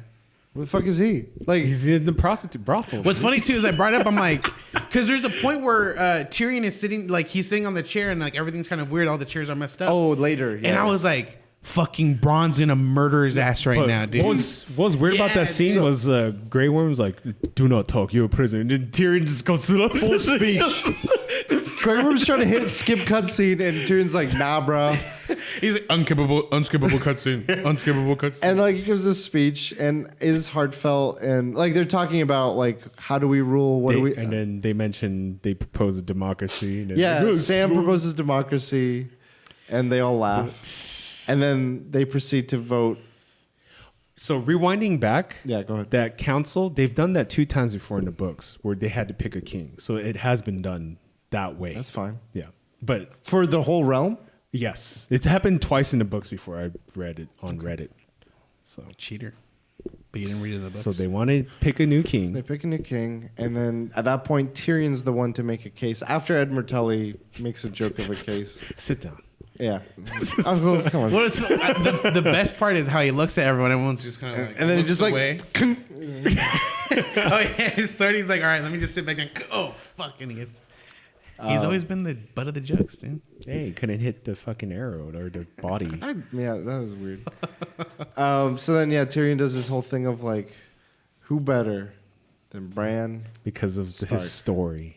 Bran the And broken. we have Arya's story, which is fucking. We have Jon Snow's fucking story. Right. The guy literally has been brought back to life and fought all this shit. Like everyone's story. Like what? I mean, we understand. Like we understand that at least Jon has told everyone, like, I don't want to do this, Sure. and obviously, like they've told him, But like, Tyrion's reason. But I feel For- like Jon, I don't couldn't- want him to be king. He couldn't because he did something. He's an He idiot. had to get punished for that, and it's fucked up. Did he? But okay, hold on. What if he would be considered what Jaime is, like the queen killer? Sure. You know, and they're like, no one can I am trust not. him. I'm just saying, like the story part. Like Yeah. who has the best story? That was my only. Oh, okay. I'm not. Yeah. I'm not frustrated that Jon didn't become king. That's fine. The not addressing his Aegon Targaryen thing at all, though, that was a little Yeah. weird. like to me. But that was, I feel like Sansa's move of like, I only made that a thing to really rub Daenerys the wrong way. Like, I'm like, the way I saw it was like even What purpose- Tyrion explains it, where it's like we no longer want blood to be what sets precedence for who reigns. That's You know, and fair that point. that erases what fucking. So they do the vote, and then they bring up the reasoning for Bran to be the king because of history. Because he has knows the history. So I can see an argument for that of like, if you're faced with a situation or conflict today, you can look to past events to be like, what can we learn from that and apply it to that. But when Bran, his first response is like, "Why do you think I came?" Like, so that was the biggest like just dick slap to my face. I was like, "Here's a giant schlong." For me too. It was the most out of character the whole time. thing for He's me. like, I don't know things. Yeah, I don't know things. I don't want it. You know, like I'm no longer Bran. Like I'm not part of this bloodline that should take up over this thing. When legitimate things like Jaime confessing his crimes to him and Meryn Reed like telling him goodbye and all those things, and he's just like stone cold. And then there's one moment with fucking like he's about to be king. He's all snarky, smiling. Fuck you. No, That's what I'm here for. So initially, I thought that Bran thing was dumb. I think it's one of the smartest things ever. You need to explain Because yourself because I can't. I just can't. He's Kaiser Soze. He played everyone to a fucking fiddle. So How do you say that? My initial thought was I thought three-eyed ravens were just to observe. They're like the watcher. But I noticed he didn't act like the three-eyed ravens whenever he was the three-eyed raven. He would always try to break things. And then the guy's like, no, you cannot intervene. You cannot intervene. But he would always intervene and change things. Well, I thought that was more like he didn't know. Like he still didn't know how to work. He was a Jon Snow. That's how I took it. I think he's a mixture of. So this is gonna be weird. I think he's like a metaphor for AI. Like so he can see the future and he can see how things progress. I think. So to him, all these possible rulers, there's always gonna be problems. So in order for there to be like the perfect kingdom, he would have to be the king. So he sets up these chess pieces. He's only intervened twice, like really big interventions, and they're his two biggest threats. The Night King, he tells Arya to take the knife. She gets rid of the Night King. So he's like, all right, that player is gone. So the second one is Daenerys. Jon. And so he tells Jon about his heritage, Yeah. And he's like, you gotta know about it. Or he tells Sam to tell him. He's taking out these key players for that Iron Throne moment. The thing that I would even, if they even like hint even more, I mean, I guess subtly is an interesting way, and I'd take it easier. But the fact that everyone else is like, wait, at that moment where they're like, oh, he knew this was gonna happen. Wait, did that mean he also knew that thousands were gonna die in these streets? Wait, that's why he's evil. I know that, but I'm just saying, like, how are they okay with it? How is everyone else like?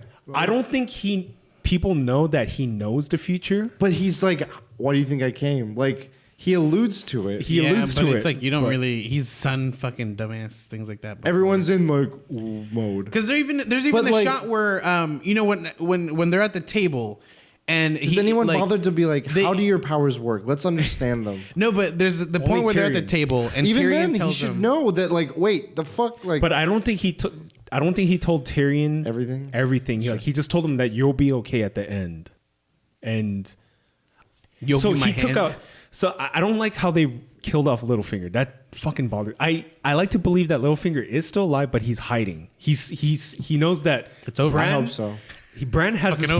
Bran has his powers, so he's like, fuck, I can't reveal myself again because I'm just going to get murdered again. So I feel like Littlefinger, Varys, all these key players that have a lot of knowledge, he makes Tyrion survive because I think Tyrion's the biggest threat.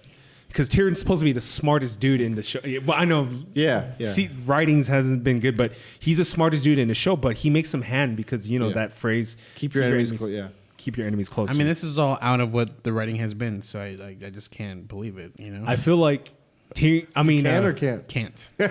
Bran is like the greater. He's Ozymandias times a million. Like he's looking out for the greater good. I would agree that though he can see the future. The reason I bring that up is there's the point where they're sitting at the table, And at the very, very end, they're sitting at the table, and then he gets pushed to the very end of the table, and then Tyrion explains to him, he's like, "Oh, Bran the Broken, blah blah blah blah blah blah blah," and it doesn't rhyme well. And then as he's leaving, he's like, "It'll get better." He's like, "I know," and like as he gets pushed off the side, it's just like. Oh, you took it. I took it as like, we'll figure it out. Like sort of like another sassy moment from And Candy also- Sass, little fucking Bran. Jon Snow is one of the big threat because he's the heir. So he saw that this plays out for like, Jon. And If the things made more This is sense, like fanfic, by the way. consistently, I would buy that 100%. This would be fine. Again, give me more decompressed, build like at least a few more nods. Like not even a lot. Like I could deal with subtlety, but I feel like it's almost too subtle if that. But I like that it's open to be like there's several moments with Drogon. I was like, I like to think he was intelligent in that moment and he made that decision. But like I feel like this could be another case of like you could make a case and it could very much I see all the things lining up and they make sense. So that helps me deal with it more. But the fact that everyone else is buying it bothers me. Like Sans is the smartest person in the fucking world, apparently. According to Arya. No one's smarter than her. And I know she took a full like. I think Sansa 180, is. This is gonna cause so much divisiveness. I think she's Littlefinger status, but no. The only reason why you don't see it is because she doesn't.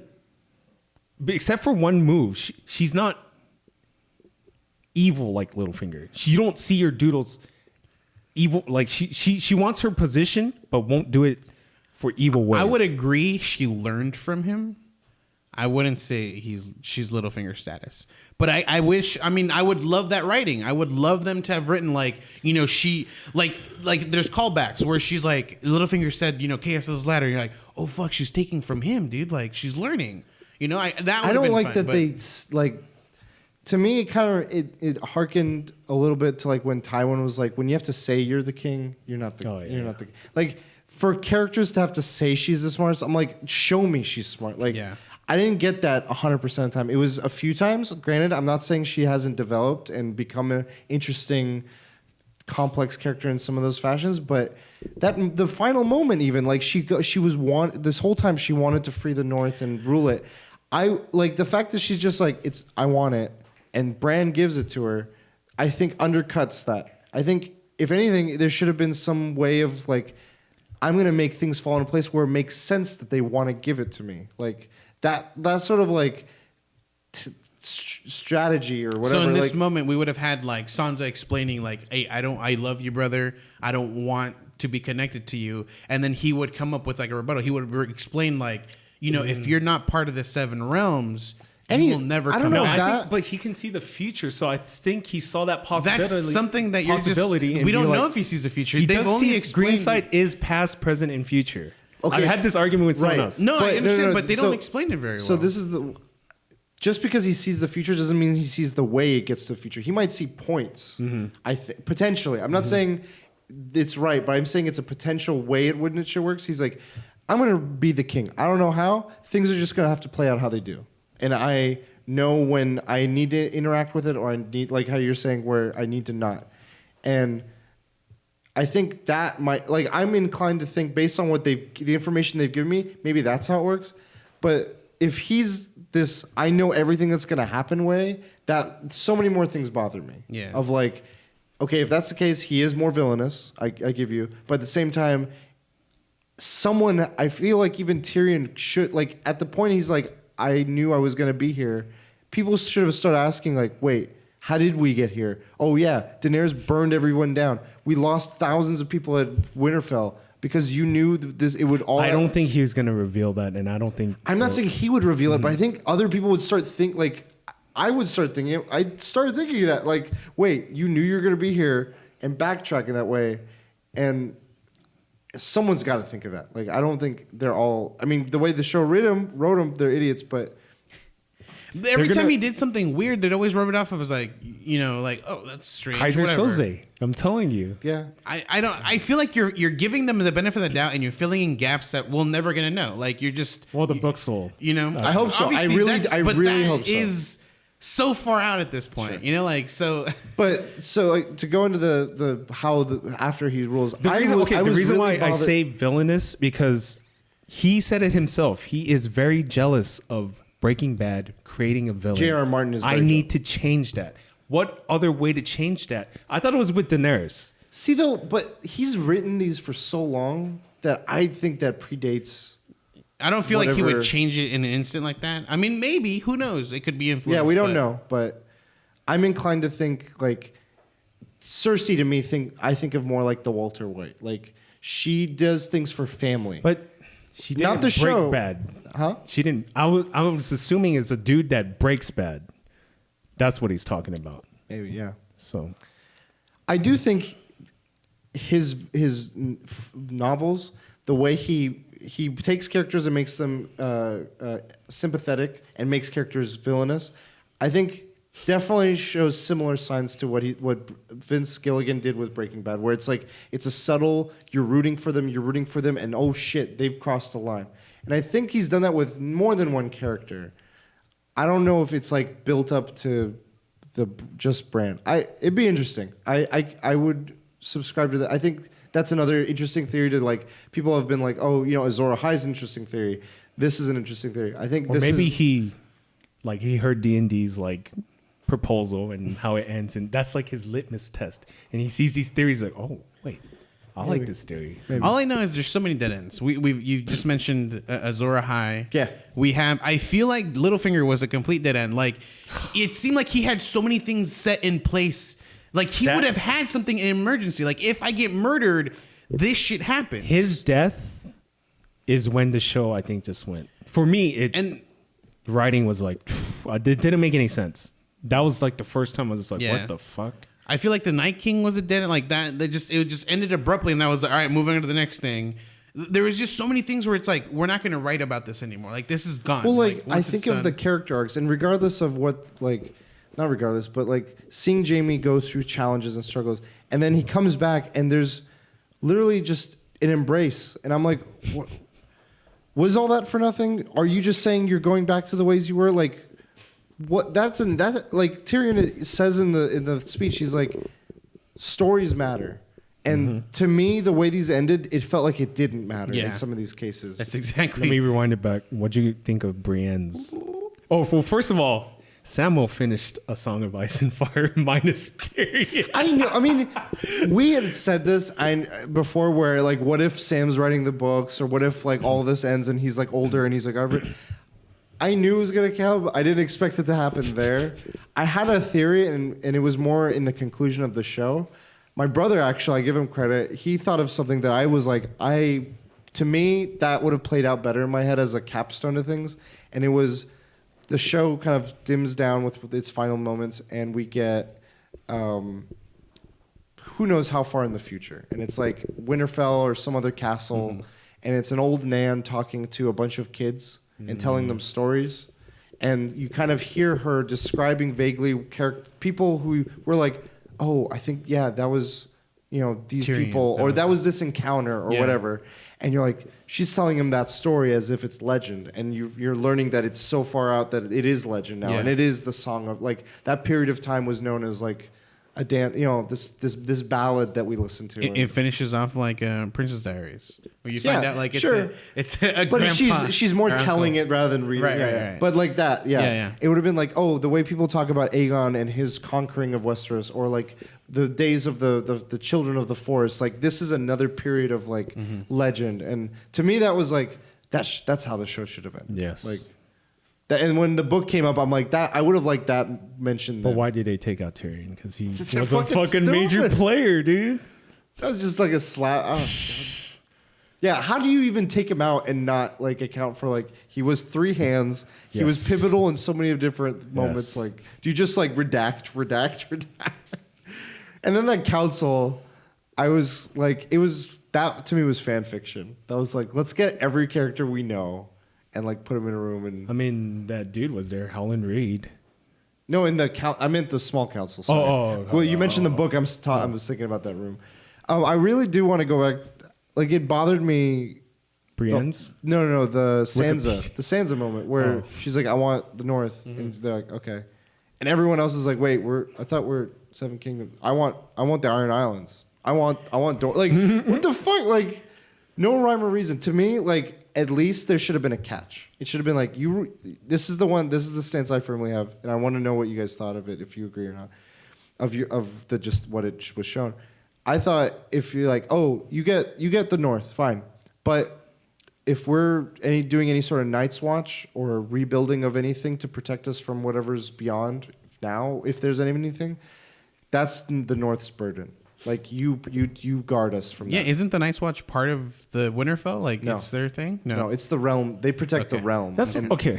And we'll get into the Night's Watch thing, but I'm just saying, like, there should have been something where it's like, if you want to be separate, there's a burden with it. Or Yeah. I was just like, you just get it. Why? What's stopping anyone else from like? This is, if not giving anyone else reason to do it, setting up tension for what's like funny another is kingdom to the not. whole time is they're building up like, you know, the North wants a Stark to rule, you know? It's like fucking Bran is about to rule, dude. They're gonna be cool with it. What the fuck are you gonna Like- separate yourself completely from the realms and not have backup in case of fucking neither Night King attack? Which And obviously that's the not thing even. is, I'm not against her being in a position of leadership or power. Like she's shown that she's a good leader, but how she got there bothered me. This is like, I feel like maybe it's not even like no fan wanted this, but I feel like it's like fanfic. It's like this fell perfectly into place for Sansa. People who were like, yes, queen. It literally queen. She got her own fucking section. Yeah. You know, it's like, It was more the how. It's like, give me a make sense. Like, even if she manipulated things to get there, like how Cersei just sort of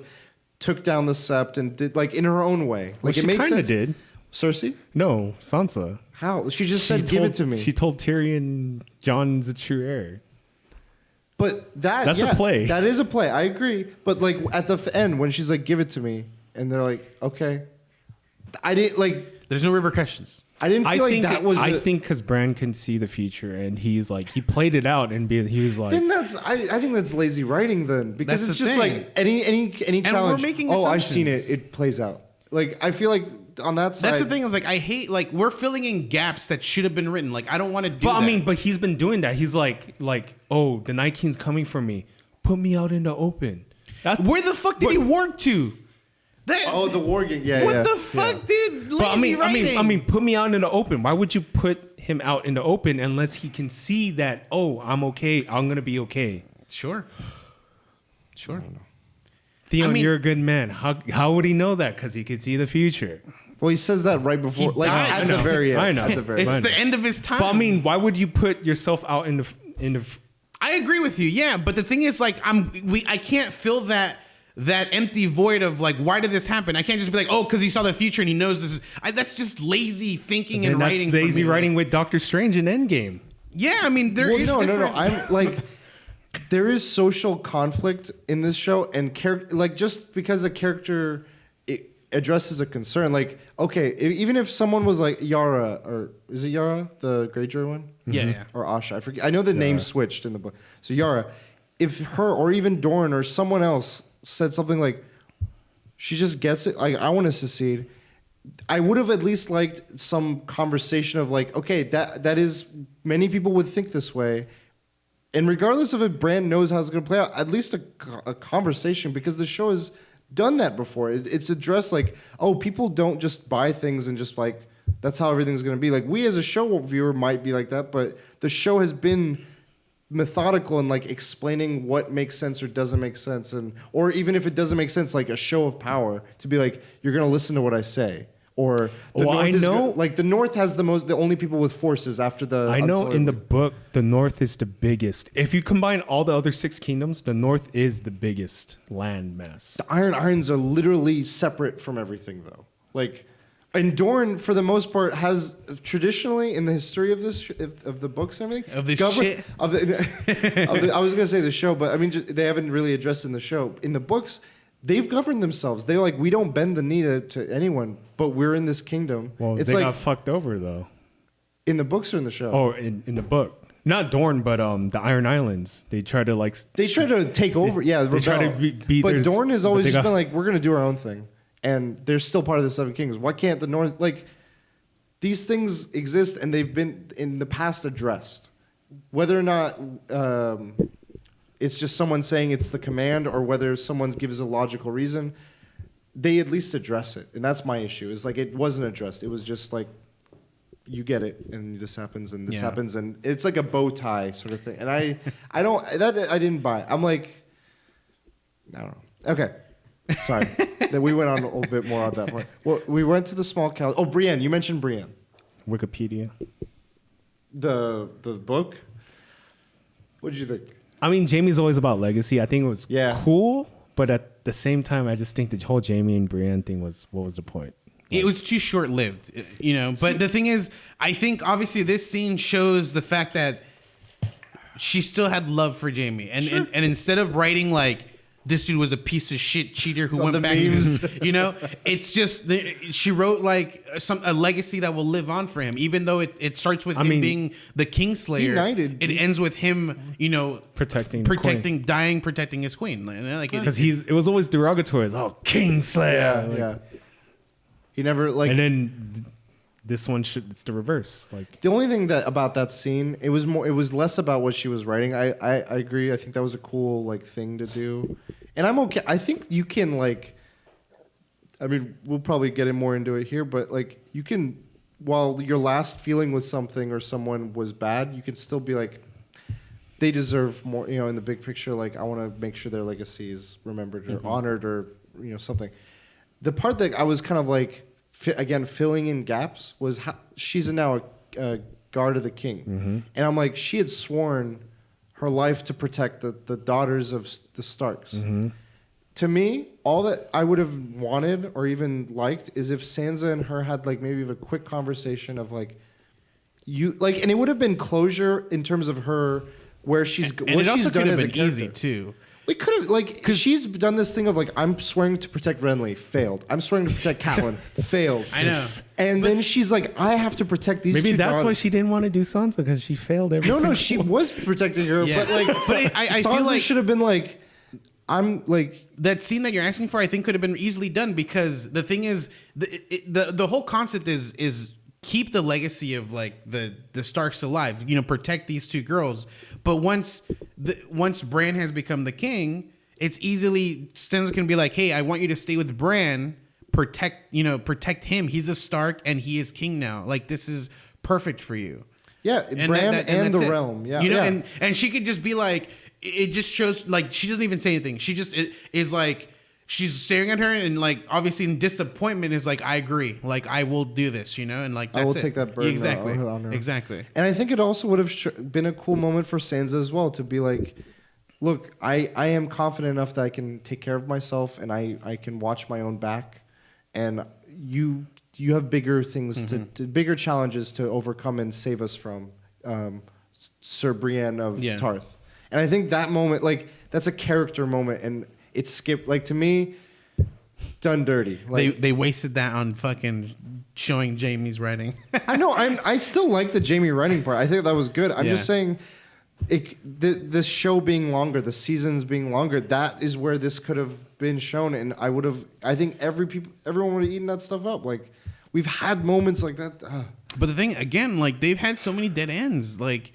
And it's just to show like they're concentrating on other things, and either they completely forgot or it's just like, hey, we can't write this in here, so we have to just that's no longer going anywhere, you know? It's just like a fucking frayed piece of rope that is part of a longer piece of rope. It's just fuck, man. And it's disappointing, you know? Or even like you mentioned the Jamie Cersei thing. Even if like we see the reason Jamie came back wasn't because of love of Cersei, it was because there's a potential chance of a child. As far as he's concerned, I kept thinking he was a bluff, but if it's real, it's real. And like he's like, it's no longer about you and me. It's about, you know, the reason we've lost all of our other children is because we keep making it about us. And if we need to make it about this. And it would have been tragic still because they lost it. Isn't Tyrion the last Lannister? Yeah. And he can't even have kids, I think? I don't know about whether he can or can't. I'm just saying, like, for Jamie and Cersei, they've had several kids. And the first one was Joffrey. Joffrey's the oldest. Then Tommen and Marcel. And he lost all of them. And I think Cersei took it the hardest and she changed because of it. And Jamie sort of, like, became this other person because he was focused on Cersei. that would have been, even if that was the arc, even if it wasn't Brienne and him, like I would have at least appreciated that rationale of like, or something. Like it just sort of like, hey, hug. Like I don't know. Yeah, it it was just, very it's bad. what? Why? Bad. Like I went through this journey. Stories matter. Like. And with the thing is, like, this is what I loved about the show. This is how I got into it. Like, I got into it like season 4, like middle of season 4. Okay. So like I binged watched the first 3, and there's so many small things that like they come back to.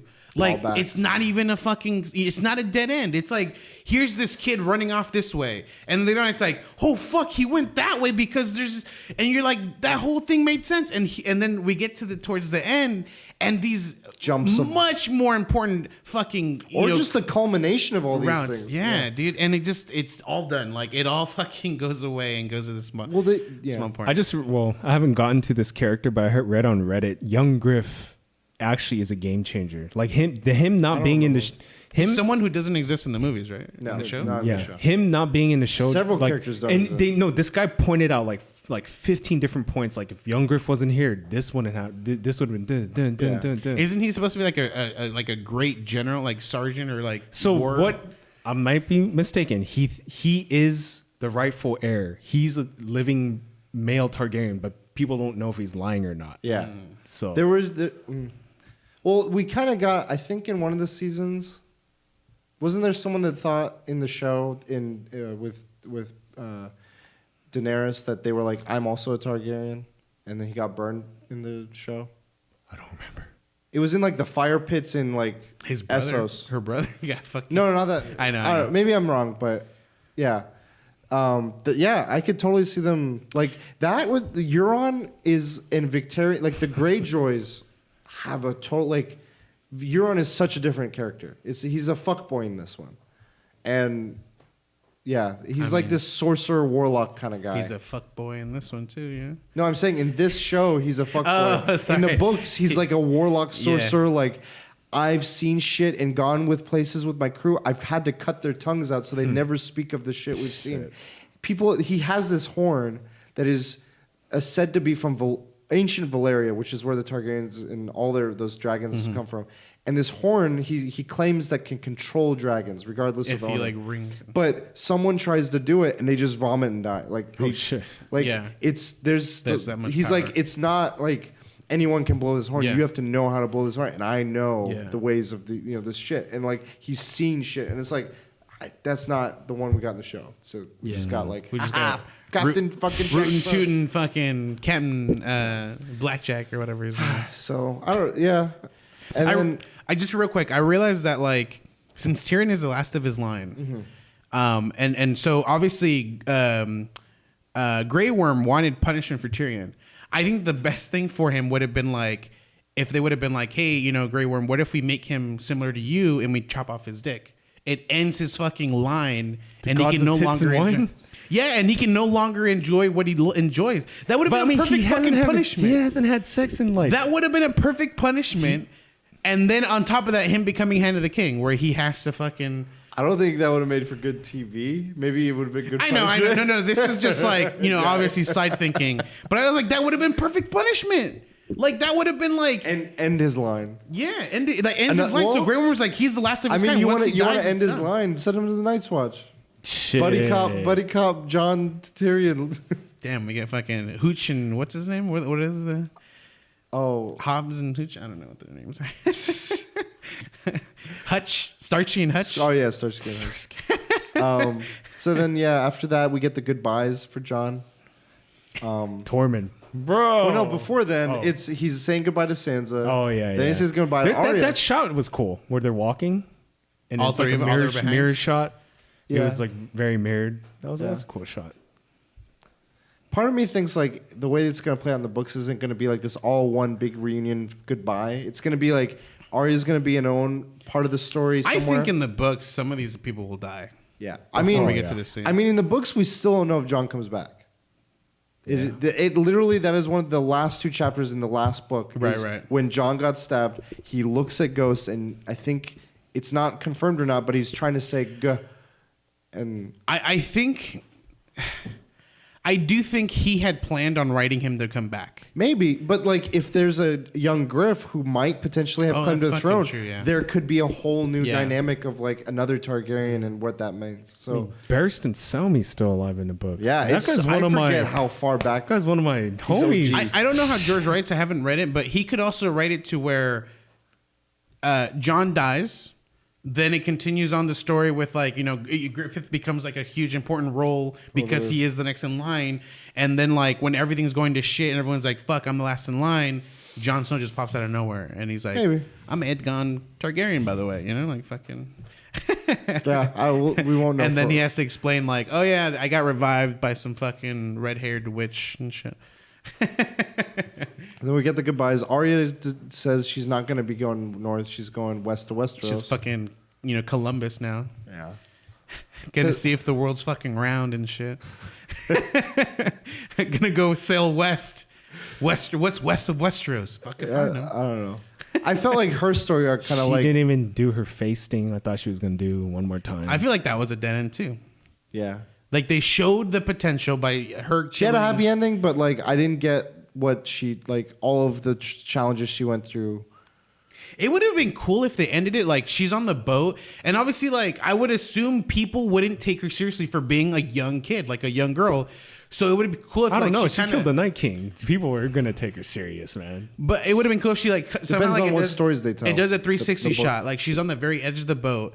It does a 360 shot where like it turns around. It's her as a kid. She turns around and all of a sudden she's completely different. Flashback. And like it's just like she's a dude, like a random ass dude that she's taking position of, and she's gonna rule this boat using this more, you know, believable dude rather than like a girl that I feel guys would try to, you know. I think they've done though enough with that image of like, be careful what you believe or dismiss because I will kill you and I will take advantage of that. Yeah. I think, but I could see them doing something with the whole face thing where she like just she's in disguise. You don't know it's even her in the future. But my thought was maybe even like a we see Jack in one last time or another faceless man of like high position somewhere, and she's met with them and there was a discussion of like where she was, or maybe some other resolution. I feel like there's so many different chapters to her story. I just wanted to see some more of of the faceless stuff. Sure. Because isn't it like literally ended there and that's it? Like the only other callback was with the Night King, like how fast she's moving. Yeah. It's like she has that ability, or But like the last that thing we skill. get is her and Clegane. She comes down. She's like, I gotta kill Cersei, and then he's like, don't go down this path. And I'm like, bro, she's fucking murdered a lot. She murdered all of the Walder Frey family, like the entire fucking family. There's no like, okay, you undo. It would have been cool if like they like that. I didn't feel her character changed at that point. yeah, exactly. I like what I would have loved to have seen is like she tells him like, And then rewind real quick. She rode a horse just to come back to that same. If we're assuming that wherever Daenerys was doing her speech at the beginning of this episode was at the Red Keep, and that was where around where the bell fell, and she got on the horse. She literally rode out and came back in.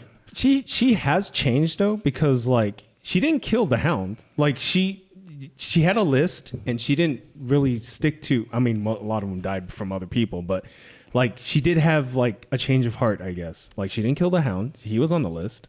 I felt. Sure. I felt though. I wanted to say real quick. I felt though that bulk of her camera time that wasn't killing or doing some action was I'm Sansa's hype man. I'm like, you gonna mess with Sansa? She's family. You like. I didn't get any further like. I don't know. Showing just the fact that she didn't kill the Hound, that's good enough for me to show that she's changing. Like people on her list can be forgiven, you know, kind of thing. Yeah, that is. Yeah. But what I would have loved to have seen is the moment where the Hound is telling her like, "Hey, don't go this path. You know, revenge only leads to death. To what I am. To your own death, possibly. You know, to the death I'm about to receive, probably." And it would have been cool if she's like, you know, I'm no longer the kid that you think I am. And then continues on the route and maybe doesn't get to do what she wants to do, but survives everything, you know? And it's just like, holy shit, she's a little better than the Hound. She's able to survive this, you know, this ridiculousness, you know? Or even like, okay, let's say we don't get a conclusion, but at least what has ever? I don't feel like. I think maybe one time she's asked, "What is West of Westeros?" Like when she was in Essos or Bravos, maybe. I didn't get much more than that. Like, curiosity. What would incline her to want to do that? She's just like, I'm going to do something that's on my own. I don't know. Well, there's the fact that what's his face wanted to marry her. Like, okay, I'll give you credit in the sense that Sansa has illustrated her like something she's been very passionate about is ruling and freeing the North and caring for her people. I didn't get that sort of like intent clear, like something of any kind with. What I got from her is, besides her list. Like, what I got from her is she didn't want to be chained like to something. She didn't want to be part of Arya. Yeah, Arya. And sure. not just chained like in a sense of like marriage, but she did turn that option down. Yeah. You know, she's like, I'm not really like a lady. And that's not me. Yeah. Yeah. So like I got that. I'm not. Yeah, she's been. I love her character. I didn't feel. Yeah, they didn't like fill in good enough stuff. That like I don't know. It's just there's a lot to be wanted by what the show left for us. But how do they not know that like people want? I don't know. You know what's sad? I think honestly D&D like they thought it was okay, like what their product. And like from that interview where they were saying this is a learning lesson for a lot of TV shows. They're going to be like, holy, they're going to look at this is the fucking. I hope. But like, yeah, I hope too, because if you look at the numbers, they've reached so many accolades. This episode was the most watched episode HBO TV. Yeah. Really? Yeah. Yep. Okay. It beat The Sopranos. Yeah, finale. I mean, it's this. I just thought like it was slowly dying down because of how bad the season was. No, this has been breaking records. Yeah, this season has been breaking records. In the numbers sense, in that sense, and even then, the longest filmed battle scene of all time. The title goes to The Long Night, and all these accolades. They went for the accolades, and I feel like we lost the. I know, but the thing is, the story. like, yeah, the way the show was already written, like those accolades would have been there with shows with any of these episodes in general. It's so now it's just like they'll turn a blind eye to how bad or how people are complaining to this stuff, and they're now gonna say like, hey, we even though the writing wasn't that bad, we got all these crazy views. Like it doesn't matter. Metrics, exactly. Yeah. And they won't learn anything. No, they won't. It's Hollywood, like the Transformers. I'll give you an example. It's not this. I don't feel like it's on that level, but like Transformers gets all the box office money they need internationally because people love spectacle and no substance and all that stuff. Jon Snow gives, or not Jon Snow, John Wick gives me. And like it's able to succeed where the financial side needs to succeed. And I don't know if on every front they'll learn their lesson. I hope they do.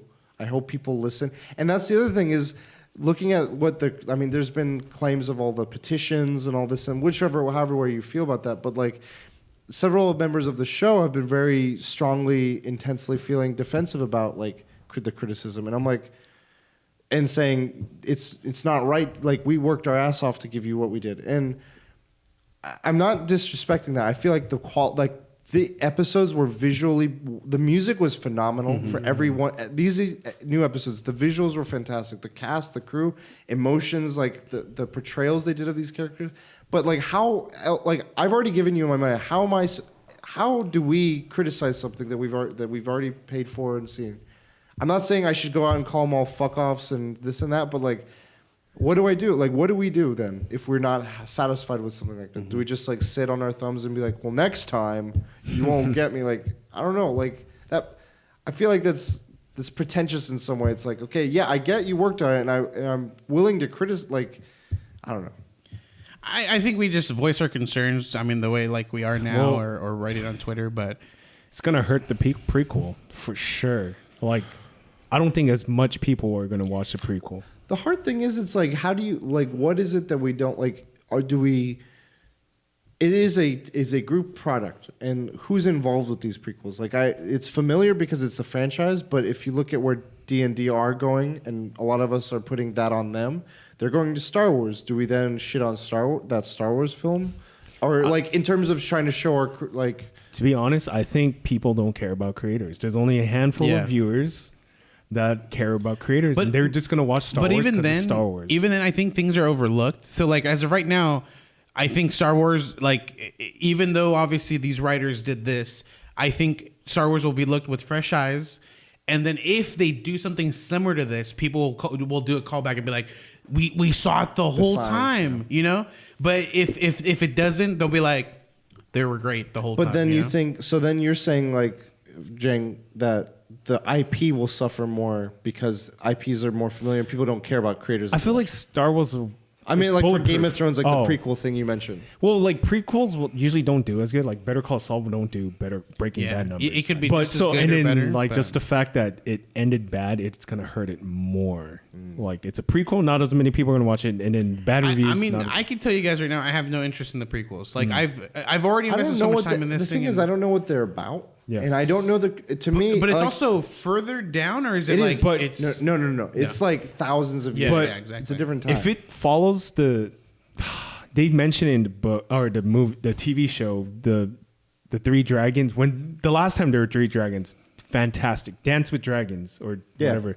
It's gonna be fucking way better than Game of Thrones if they do that one. But even that, like that's the substance. But who's the creative That's true. team? Who That's are the true. directors? That is true. There's a lot of directors that in these, like the guys that directed the fifth episode and the third episode, the one that's done all the crazy Miguel action. Yeah. Sapnichik. Yeah, him. I hope these sort of directors get picked up for stuff, and like the cast of the crew. One of the writers for not D&D, but another writer that was more. I think he was responsible for making sure the lore of the show was something of substance. He's now on Amazon's Lord of the Rings show thing. Oh, nice. And I hope for the cast as well, but like I don't know, like when we're criticizing, I feel like people, some characters got justice and people like that the what happened to them. But I think, how do you wrestle with the fact that, like, okay, you have a vision of a story and it's not necessarily a good story or a happy story, I mean, but people have identified with certain characters. I've seen, and I'm not saying this is a show for kids, but I've seen young men and women identify with certain characters as like strong characters to like, I identify with this. And then to have abrupt character decisions made that don't make sense. It's like, I feel a loss of, like a compass loss, or people, you know, I know people can feel a lot like Daenerys. It's like, that's where I'm wrestling with like her character outcome. like a moral. Yeah, moral in some ways, but even like it's not so Her much. turn was- It's not so much that destination. That's already jarring enough. Of like, oh wait, this character I've been following turned the way she did, but I don't even understand like who she is. Like she's acting so differently, or Tyrion even, like he's so intelligent and he's this, and I can admire that about him. But now he's just blind, and I don't understand why he's acting like. Who are you? It's like, wake up. It's like, Yeah. and I think that's the saddened part for me. Is like there were so many characters that.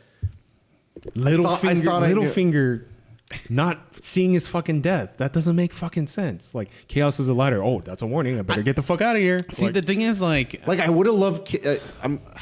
I don't want to. I don't want to spoil some other show, but Littlefinger should have had an outcome like a specific Wire character because of the chaos is a ladder mantra. And I won't go any more into that. But I think I know what you're talking about. So I feel like this has to do with writing. It's not that the character is becoming dumb or anything like that. Obviously, they're writing quicker. They're writing things to like they're trying to get away from the small niche stuff that I feel like the beginning of the show was known for. Like you see, like such a this different- guy's eyes twitch. She's like, "Holy fuck, something's going on here!" You know, like, and over here, it's like they've completely missed that mark, and they're not even. We're okay bridging gaps. now. Yeah, and it wasn't like that. But like it was so much so. It's not even just like specific details. It's like almost everything is included in these bridging gaps. Like we're no longer seeing, you know, like good writing on a character like Tyrion. It's just like he made a decision, it was wrong. He made a decision, it was wrong. He made a decision, And there's it was no wrong. consequence for it either. Exactly. Like It's like they don't live in we were led to believe that this is a fantasy world without the typical tropes. Yes. And it was a real world where it's like if you fuck up, you lose. Yeah, Darwinism. this and it season- stopped being that. It started becoming, we're gonna go on wild goose chases and do this and that.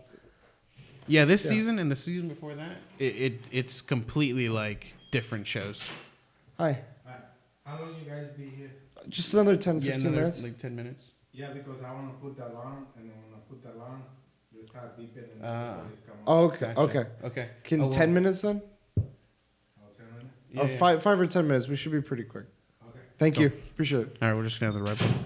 Yeah, that's fine. I mean, I think we Yeah. talked about. I think a lot of what we talked about with this episode was what we thought about the show. I do appreciate that we went through the show. How do you guys, as a show, feel? We got this.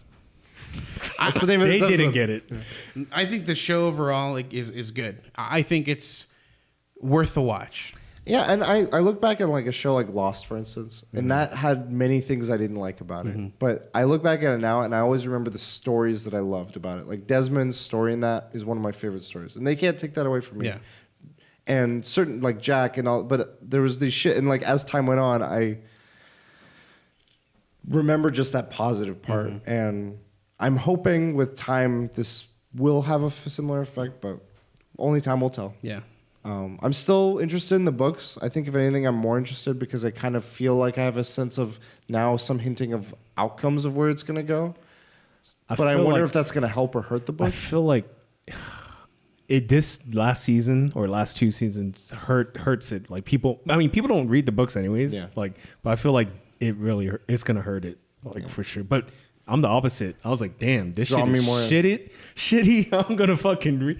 And Maybe we'll see like bookstores or Amazon like Kindle things, like people picking up books or audiobooks or whatever.